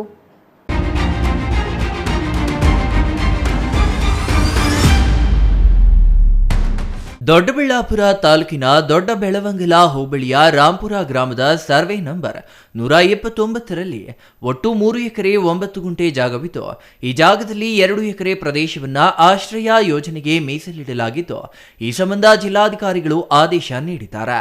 ಆದರೆ ಉಳಿದ 1 ಎಕರೆ 9 ಗುಂಟೆ ಜಾಗವನ್ನ ತುರೆಮಂದಿ ಎಂದು ನಿಗದಿ ಮಾಡಲಾಗಿದ್ದು, ಈ ಜಾಗದಲ್ಲಿ ಪ್ರಭಾವಿಗಳು ಮನೆಗೆ ನಿರ್ಮಾಣಕ್ಕೆ ಮುಂದಾಗಿದ್ದಾರೆ. ಕಟ್ಟಡ ನಿರ್ಮಾಣ ಸ್ಥಗಿತಗೊಳಿಸುವಂತೆ ಕೋರಿ ಸ್ಥಳೀಯ ಪಂಚಾಯಿತಿಗೆ ಹಲವಾರು ಬಾರಿ ಅರ್ಜಿ ಸಲ್ಲಿಸಿದ್ರು ಅಧಿಕಾರಿಗಳು ಸ್ಥಳಕ್ಕೆ ಭೇಟಿ ನೀಡದೆ ನಿರ್ಲಕ್ಷ್ಯ ವಹಿಸಿದ್ದಾರೆ. ಗ್ರಾಮಕ್ಕೆ ಸರ್ಕಾರಿ ಜಾಗ ಉಳಿಸಿಕೊಡಬೇಕು ಎಂದು ರಾಂಪುರ ಗ್ರಾಮಸ್ಥರು ಆಗ್ರಹಿಸಿದ್ರು. ಈ ಕುರಿತು ಸ್ಥಳೀಯರಾದ ಆರ್ಜಿ ರುದ್ರೇಗೌಡ ಮಾತನಾಡಿ, ಗ್ರಾಮದ ಸೌಲಭ್ಯಕ್ಕಾಗಿ ಇರುವ ತುರೆಮಂದಿ ಜಮೀನಿನಲ್ಲಿ ಪ್ರಭಾವಿಗಳು ಮನೆ ಕಟ್ಟಲು ಮುಂದಾಗಿದ್ದಾರೆ. ಸರ್ಕಾರಿ ಜಾಗ ಉಳಿಸಬೇಕಿರುವ ಪಂಚಾಯಿತಿ ಅಧಿಕಾರಿಗಳಿಗೆ ಎಷ್ಟೇ ಮನವಿ ಸಲ್ಲಿಸಿದ್ರೂ ಈವರೆಗೂ ಸ್ಥಳಕ್ಕೆ ಭೇಟಿ ನೀಡಿಲ್ಲ. ಕಟ್ಟಡ ನಿರ್ಮಾಣ ಸ್ಥಗಿತಗೊಳಿಸಿಲ್ಲ. ಅಧಿಕಾರದಲ್ಲಿರುವ ಬಲಾಢ್ಯರಿಗೆ ಅಧಿಕಾರಿಗಳು ಬೆಂಬಲಿಸುತ್ತಿದ್ದಾರೆ. ಈ ನಡವಳಿಕೆ ಖಂಡಿಸಿ ಇಂದು ರಾಂಪುರ ಗ್ರಾಮಸ್ಥರು ಅಧಿಕಾರಿಗಳ ವಿರುದ್ಧ ಪ್ರತಿಭಟನೆ ಕೈಗೊಂಡಿದ್ದೇವೆ. ಅಧಿಕಾರಿಗಳು ಕೂಡಲೇ ಸ್ಥಳಕ್ಕೆ ಭೇಟಿ ನೀಡಿ ಸಮಸ್ಯೆ ಬಗೆಹರಿಸಬೇಕು ಎಂದು ಆಗ್ರಹಿಸಿದ್ರು. ಅವರು ಹೆಚ್ಚು ಕಮ್ಮಿ 100x100 ಅಡಿ ಐತಿ ರೋಡಿನ ತಕ್ಕ ಬಂದ್ಬಿಟ್ಟವ್ರೆ. ಇನ್ನು ಪ್ರತಿಯೊಬ್ಬ ಊರಿನ ಗ್ರಾಮಸ್ಥರು ಅವ್ರಿಗೂ ಅಷ್ಟೇ ಕೊಟ್ಟು ಬಿಡಲಿ, ಏನು ತೊಂದರೆ ಇರಲ್ವಲ್ಲ. ಅದಕ್ಕೆ ನಾವು PDO ಅಧಿಕಾರಿ ಹೋಗಿ ಕೇಳಿದ್ಕೆ ನೀವು ಕಟ್ಕೊ ಹೋಗ್ರಿ. ಅವಾಗೆ ನಾವು ಈ ಊರಿನ ಹಾಲಿನ ಡೇರಿ ಮುಂದ್ಗಡೆ ಇರೋವನ್ನ ನೀವು ಎಲ್ಲ ಮಾಡ್ಕೊ ಹೋಗ್ರಿ ಅಂತ ಎಲ್ಲ ಜನಗಳು ದುಂಬ್ಲಿ ಎದ್ದು ನೀರನ್ನು ಬಿಡಬೇಡ್ರಿ, ಏನು ಬಿಡಬೇಡ್ರಿ, ಇದು ಕೆಲಸ ಕ್ಲಿಯರ್ ಆಗತಕ್ಕ ಅಂತ ಎಲ್ಲ ಇದು ಮಾಡಿಸ್ಬಿಟ್ಟು ಸ್ಟಾಪ್ ಆಯಿತು. ಅದಕ್ಕೆ ನಾವು ಶನಿವಾರ ದಿನ ಅಧಿಕಾರಿಗಳಿಗೆ ಹೋಗಿ ಹೇಳಿದೆ, ನಾನು ಹಿಂಗೆ ಆಗೇಸ್ ಅಂತ. ಯಾರು ಹೇಳಿದಾರೋ ನಾನು ಸ್ಟಾಪ್ ಮಾಡಿಸಿದ್ದೀನಿ ರೀ ಅಂತ ಹೇಳಿರು. ಅದಕ್ಕೆ ಬರಲೇ ಇಲ್ಲ. ಅವ್ರೇನು ಹೇಳ್ಕೊಟ್ಟವ್ರೆ ಅಧಿಕಾರಿಗಳು, ಹಣ ಎಲ್ಲ ತಗೊಂಬಿಟ್ಟು ಶನಿವಾರ ಭಾನುವಾರ ನೀನು ಆಯ್ಕೆ ಮಾಡೋ ರಜಾ ದಿನ ಇರ್ತದೆ, ಆಮೇಲೆ ಏನೋ ಮಾಡ್ಕೊಳ್ಳೋಣ ಅಂತ ಸದುಪಯೋಗ ಮಾಡ್ಕೊಂಡವ್ರೆ. ಅದಕ್ಕೆ ನಾವು ಗ್ರಾಮಸ್ಥರೆಲ್ಲ ಸೇರಿಬಿಟ್ಟು ಇವತ್ತಿನ ದಿನ ಇದು ಮಾಡಿದ್ದೀವಿ ಸರ್, ಪ್ರತಿಭಟನೆ ಮಾಡಿ. Mahesh, CTV news, Doddaballapura.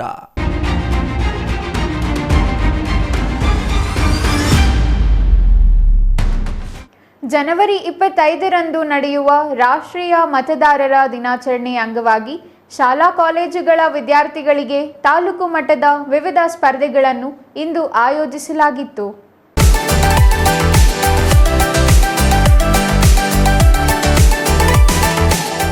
Bagepalli taluk panchayat sweep ಸಮಿತಿ ಸೇರಿದಂತೆ ಇತರೆ ಇಲಾಖೆಗಳ ಸಹಯೋಗದಲ್ಲಿ ಜನವರಿ 25ರಂದು ನಡೆಯುವ ರಾಷ್ಟ್ರೀಯ ಮತದಾರರ ದಿನಾಚರಣೆ ಅಂಗವಾಗಿ ಶಾಲಾ ಕಾಲೇಜುಗಳ ವಿದ್ಯಾರ್ಥಿಗಳಿಗೆ ತಾಲೂಕು ಮಟ್ಟದ ವಿವಿಧ ಸ್ಪರ್ಧೆಗಳನ್ನು ಇಂದು ಆಯೋಜಿಸಲಾಗಿತ್ತು. ಬಿಇಒ ಎನ್ ವೆಂಕಟೇಶಪ್ಪ ಕಾರ್ಯಕ್ರಮ ಉದ್ಘಾಟಿಸಿ ಮಾತನಾಡಿ, ಭಾರತದಲ್ಲಿ ಪ್ರಜಾಪ್ರಭುತ್ವವನ್ನು ಬಲಪಡಿಸಲು ಮುಕ್ತ, ನ್ಯಾಯಯುತ ಮತ್ತು ಶಾಂತಿಯುತ ಚುನಾವಣೆಗಳ ಘನತೆಯನ್ನು ಎತ್ತಿ ಹಿಡಿಯಲು ಪ್ರತಿ ಚುನಾವಣೆಯಲ್ಲಿ ನಿರ್ಭಯವಾಗಿ ಧರ್ಮ ಸೇರಿದಂತೆ ಯಾವುದೇ ಪ್ರಚೋದನೆಗೆ ಪ್ರಭಾವಿತರಾಗದೆ ಮತ ಚಲಾಯಿಸಬೇಕು ಎಂದರು. ಯುವ ಮತದಾರರನ್ನು ಮತದಾರರ ಪಟ್ಟಿಗೆ ನೋಂದಾಯಿಸಿ ಚುನಾವಣಾ ಪ್ರಕ್ರಿಯೆಯಲ್ಲಿ ಸಕ್ರಿಯವಾಗಿ ಪಾಲ್ಗೊಳ್ಳುವಂತೆ ಪ್ರೋತ್ಸಾಹಿಸಲು ರಾಷ್ಟ್ರೀಯ ಮತದಾರರ ದಿನಾಚರಣೆ ಅಂಗವಾಗಿ ವಿವಿಧ ಚಟುವಟಿಕೆಗಳನ್ನು ಆಯೋಜಿಸಲಾಗಿದೆ ಎಂದರು. ತಾಲೂಕು ಮಟ್ಟದಲ್ಲಿ ವಿದ್ಯಾರ್ಥಿಗಳು ಜಯಗಳಿಸಿ ಜಿಲ್ಲಾ ಹಾಗೂ ರಾಜ್ಯ ಮಟ್ಟದಲ್ಲಿ ಜಯಗಳಿಸಬೇಕೆಂದು ಶುಭಾಶಯ ಕೋರಿದರು. ಪ್ರಾಸ್ತಾವಿಕವಾಗಿ ಬಾಗೇಪಲ್ಲಿ ತಾಲೂಕು ಪ್ರಾಥಮಿಕ ಹಾಗೂ ಪ್ರೌಢಶಾಲೆಯ ಬಡ್ತಿ ಶಿಕ್ಷಕರ ಸಂಘದ ಅಧ್ಯಕ್ಷ ಈಶ್ವರಪ್ಪ ಮಾತನಾಡಿ, ಮತದಾನದ ಮಹತ್ವ ಕುರಿತು ಜಾಗೃತಿ ಮೂಡಿಸುವುದು, ಮತದಾನದ ಪ್ರಮಾಣ ಹೆಚ್ಚಿಸುವುದು, ಅರ್ಹ ಯುವ ಮತದಾರರನ್ನು ಮತದಾರರ ಪಟ್ಟಿಗೆ ಸೇರಿಸುವುದು, 18 ವರ್ಷ ಮೇಲ್ಪಟ್ಟ ಎಲ್ಲ ಮತದಾರರು ಕಡ್ಡಾಯವಾಗಿ ಮತದಾನ ಮಾಡಬೇಕೆಂಬ ಸಂದೇಶ ಸಾರಲು ಈ ಕಾರ್ಯಕ್ರಮ ಆಯೋಜಿಸಲಾಗಿದೆ. ಭಾರತ ಚುನಾವಣಾ ಆಯೋಗ ಏನು ನಿರ್ದೇಶನ ಕೊಟ್ಟಿದೆಯೋ ಅದರ ಪ್ರಕಾರ ಜಿಲ್ಲಾ ವ್ಯಾಪ್ತಿಯಲ್ಲಿ ಮಾನ್ಯ ಸಿಇಒ ಅವರ ನಿರ್ದೇಶನದಂತೆ ನಾವು ತಾಲೂಕಿನಲ್ಲಿ ಮಾನ್ಯ ಇಒ ಅವರು ಮತ್ತು ಶಿಕ್ಷಣ ಇಲಾಖೆ ಮತ್ತು ತಾಲೂಕು ಪಂಚಾಯತಿ ಅಡಿಯಲ್ಲಿ ಇವತ್ತು 25ನೇ ತಾರೀಕು ನಡೀತಕ್ಕಂತಹ ನ್ಯಾಷನಲ್ ವೋಟರ್ಸ್ ಡೇ ಅದಕ್ಕೆ ಪೂರ್ವಭಾವಿಯಾಗಿ ಶಿಕ್ಷಣ ಇಲಾಖೆಯಲ್ಲಿ ಓದ್ತಾ ಇರ್ತಕ್ಕಂಥ ಪ್ರೌಢಶಾಲೆ, ಪದವಿ ಪೂರ್ವ ಮತ್ತು ಪದವಿಯಲ್ಲಿ ಓದ್ತಾ ಇರ್ತಕ್ಕಂಥ ಮಕ್ಕಳಿಗೆ ವಿವಿಧ ಸ್ಪರ್ಧೆಗಳನ್ನು ಏರ್ಪಡಿಸ್ತಕ್ಕಂಥದ್ದು. ರಾಷ್ಟ್ರೀಯ ಮತದಾರರ ದಿನಾಚರಣೆ ಅಂಗವಾಗಿ ಪ್ರೌಢಶಾಲಾ ವಿದ್ಯಾರ್ಥಿಗಳಿಗೆ ರಾಷ್ಟ್ರೀಯ ಮತದಾರರ ದಿನಾಚರಣೆ ಆಚರಣೆಯ ಮಹತ್ವ, ಪಿಯು ವಿದ್ಯಾರ್ಥಿಗಳಿಗೆ ಮತಗಟ್ಟ ಅಧಿಕಾರಿ ಪಾತ್ರ, ಪದವಿ ಹಂತದ ವಿದ್ಯಾರ್ಥಿಗಳಿಗೆ ಮತದಾರರ ಪಟ್ಟಿ ವಿಶೇಷ ಸಮಗ್ರ ಪರಿಷ್ಕರಣೆ ಕುರಿತು ಪ್ರಬಂಧ ಸ್ಪರ್ಧೆ ಆಯೋಜಿಸಲಾಗಿತ್ತು. ಸ್ಪರ್ಧೆಗಳಲ್ಲಿ ಪ್ರಥಮ ಸ್ಥಾನ ಗಳಿಸಿದ ವಿದ್ಯಾರ್ಥಿಗಳಿಗೆ 500 ರು, ದ್ವಿತೀಯ ಸ್ಥಾನ ಗಳಿಸಿದ ವಿದ್ಯಾರ್ಥಿಗಳಿಗೆ 300 ರು, ತೃತೀಯ ಸ್ಥಾನ ಪಡೆದ ವಿದ್ಯಾರ್ಥಿಗಳಿಗೆ 200 ಹಾಗೂ ಪ್ರಶಸ್ತಿ ಪತ್ರ ನೀಡಿ ಸನ್ಮಾನಿಸಲಾಯಿತು. Ganesh R, CTV news, Bagepalli.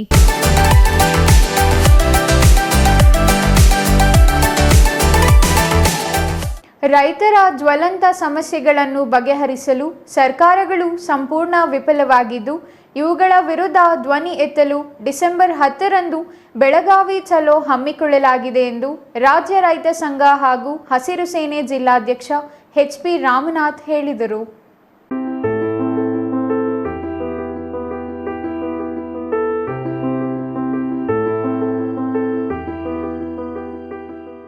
Gudibande ರೈತ ಸಂಘದ ಕಚೇರಿಯಲ್ಲಿ ನಡೆದ ಸುದ್ದಿಗೋಷ್ಠಿಯಲ್ಲಿ ಮಾತನಾಡಿದ ರಾಜ್ಯ ರೈತ ಸಂಘ ಹಾಗೂ ಹಸಿರು ಸೇನೆ ಜಿಲ್ಲಾಧ್ಯಕ್ಷ ಎಚ್.ಪಿ. ರಾಮನಾಥ್ ಅವರು, ರೈತರ ಸಮಸ್ಯೆಗಳಿಗೆ ಸ್ಪಂದಿಸುವಲ್ಲಿ ಸರ್ಕಾರ ಮೊಂಡುತನ ಪ್ರದರ್ಶಿಸುತ್ತಿದೆ.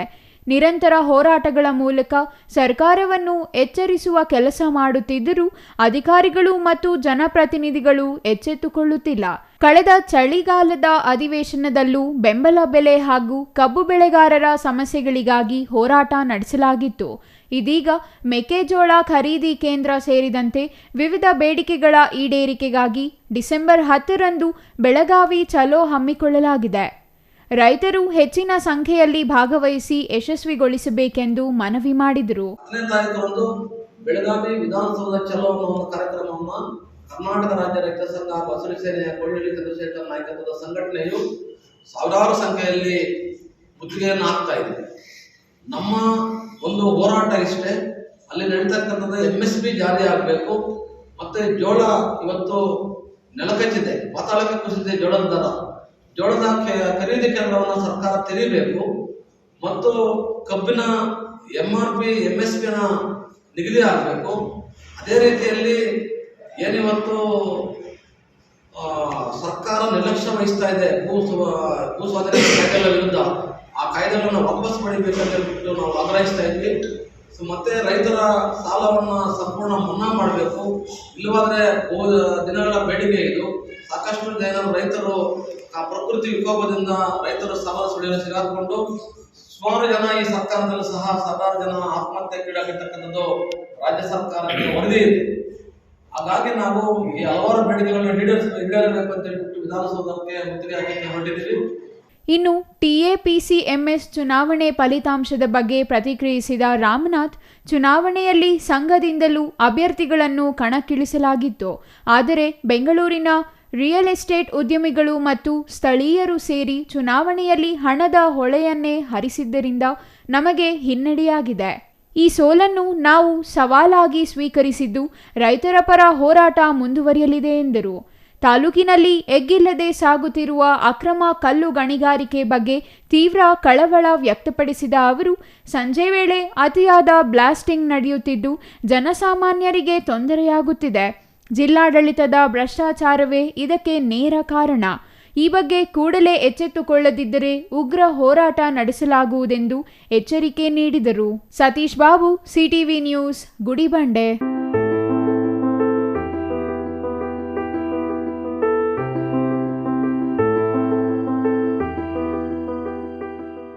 ಇದೀಗ ಚಿಕ್ಕದೊಂದು ವಿರಾಮದ ನಂತರ ಸಿಟಿವಿ ನ್ಯೂಸ್ ಮುಂದುವರಿಯಲಿದೆ. Shri Manjunatha hardware and innovations 22 ವರ್ಷಗಳಿಂದ ಮಾರುಕಟ್ಟೆಯಲ್ಲಿ ಸುದೀರ್ಘ ಪಯಣ ಮತ್ತು ಗ್ರಾಹಕ ಹಾಗೂ ಎಂಜಿನಿಯರಿಂಗ್ಗಳ ನಂಬಿಕೆಯ ಆಯ್ಕೆ. ಅತ್ಯುತ್ತಮ ಗುಣಮಟ್ಟ, ಪ್ರಾಮಾಣಿಕ ಬೆಲೆ. Engineer choices, architect choices, corporates, house owners, carpenter choices, hardware dealers ಹಾಗೂ ಇನ್ನಿತರರಿಗೆ ಹೋಲ್ಸೇಲ್ ದರದಲ್ಲಿ ಸಿಗುವ ಸ್ಥಳವೇ ಶ್ರೀ ಮಂಜುನಾಥ ಹಾರ್ಡ್ವೇರ್ ಮತ್ತು ಇನೋವೇಷನ್ಸ್. ವಿವಿಧ ರೀತಿಯ ವಿನ್ಯಾಸಗಳುಳ್ಳ ಡೆಕೋರೇಟಿವ್, ಪ್ರೊಟೆಕ್ಟಿವ್, ಫಂಕ್ಷನಲ್ ಹಾಗೂ ಉತ್ತಮ ದರದಲ್ಲಿ ಗುಣಮಟ್ಟದ ಹಾರ್ಡ್ವೇರ್ ವಸ್ತುಗಳು ನಮ್ಮಲ್ಲಿ ದೊರಕುತ್ತದೆ. ವಿಳಾಸ: ರಿಲಯನ್ಸ್ ಪೆಟ್ರೋಲ್ ಬಂಕ್ ಹತ್ತಿರ, ಬಿಬಿ ರಸ್ತೆ, ಚಿಕ್ಕಬಳ್ಳಾಪುರ. ಮೊಬೈಲ್ ಸಂಖ್ಯೆ 9739393927, ಮತ್ತೊಂದು ಸಂಖ್ಯೆ 9008680303.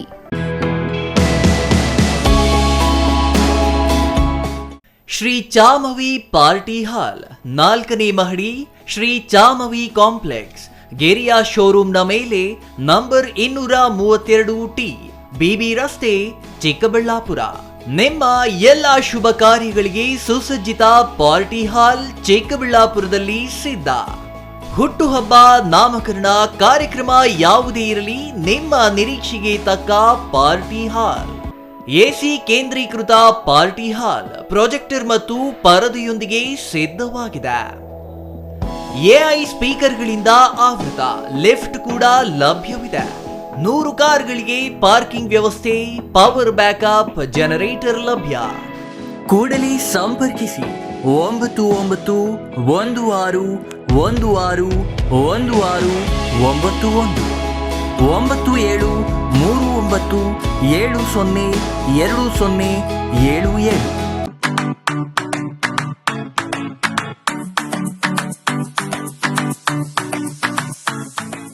ವಿಷಯ ಗೊತ್ತಾಯ್ತಾ? ಮನೆ ಇಂಟೀರಿಯರ್ಸ್ಗೂ ಸಹ ಇವಾಗ EMI ಪೇ ಮಾಡಬಹುದು. ಮನೆ ಕಚ್ಚಿದ ಮೇಲೆ ಇಂಟೀರಿಯರ್ಗೆ ತುಂಬಾನೇ ತಲೆ ಕೆಡ್ಸ್ಕೊತೀವಿ. ಯುನೀಕ್ ಆಗಿರ್ಬೇಕು, ಡಿಫ್ರೆಂಟ್ ಆಗಿರ್ಬೇಕು, ಮಾಡರ್ನ್ ಆಗಿರ್ಬೇಕು ಅಂತ. ಇದಕ್ಕೆಲ್ಲ ಒಂದು ಸೂಪರ್ ಸೊಲ್ಯೂಷನ್ ಕೊಡಬೇಕು ಅಂದ್ರೆ SMH hardware and innovations Chikkaballapur. ಇಡೀ ಬ್ಯಾಂಗ್ಳೂರಲ್ಲಿ ಕಂಪೇರ್ ಮಾಡಿದ್ರೆ ಇವ್ರು ಕೊಡೋ ರೇಟ್ಸ್ ತುಂಬಾನೇ ಅಫೋರ್ಡಬಲ್. ಇವ್ರದೇ ಆದಂತ ಸ್ವಂತ ಮ್ಯಾನುಫ್ಯಾಕ್ಚರಿಂಗ್ ಯೂನಿಟ್ ಇದೆ. Make in India, 25 years of experience. 80% of their clients ಬ್ಯಾಂಗ್ಳೂರಲ್ಲೇ ಇರೋದು. ನಿಮ್ ಮನೆಗೆ ಬಂದು ವಿಸಿಟ್ ಮಾಡಿ ನಿಮ್ಗೆ ನೀಟ್ ಆಗಿ ಡಿಸೈನ್ ಮತ್ತು ಎಕ್ಸ್ಪ್ಲನೇಷನ್ ಮಾಡಿ ಯಾವ ತರ ಮಾಡಬಹುದು ಅಂತ ಕ್ಲಾರಿಟಿನೂ ಕೊಡ್ತಾರೆ. ಇಂಟೀರಿಯರ್ಸ್ ಗೆ ಬೇಕಿರೋ ಎಲ್ಲ ಐಟಮ್ ಇವ್ರ ಹತ್ರ ಸಿಗುತ್ತೆ. You will get it at the very best price ಅಂತಾನೆ ಹೇಳ್ಬೋದು. ಮನೆ ಹೊಸ್ಲಿಂದ ಹಿಡಿದು ಹಾಲ್, ಬೆಡ್ರೂಮ್, ಕಿಚನ್ ಎಲ್ಲಾನು ಇವ್ರ ಹತ್ರ ನೀಟ್ ಆಗಿ ಡಿಸೈನ್ ಮಾಡ್ಕೋಬಹುದು. ಈ ವಿಡಿಯೋನ ಬೇಗ ನಿಮ್ ಫ್ರೆಂಡ್ಸ್ ಅಂಡ್ ಫ್ಯಾಮಿಲೀಸ್ಗೆ ಶೇರ್ ಮಾಡಿ, ತುಂಬಾನೇ ಯೂಸ್ ಆಗುತ್ತೆ.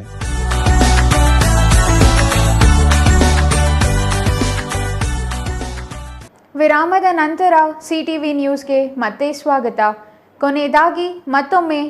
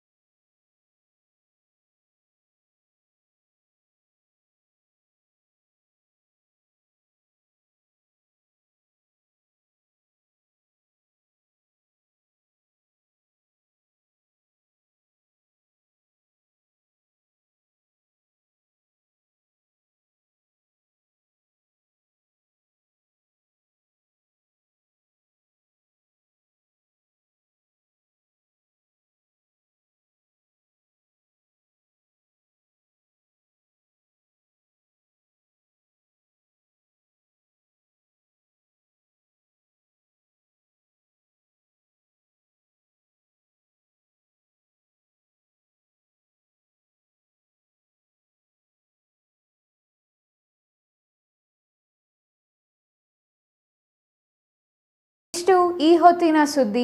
ನೋಡ್ತಾ ಇರಿ CTV ನ್ಯೂಸ್, ಇದು ನಿಮ್ಮ ಜೊತೆಗಾರ.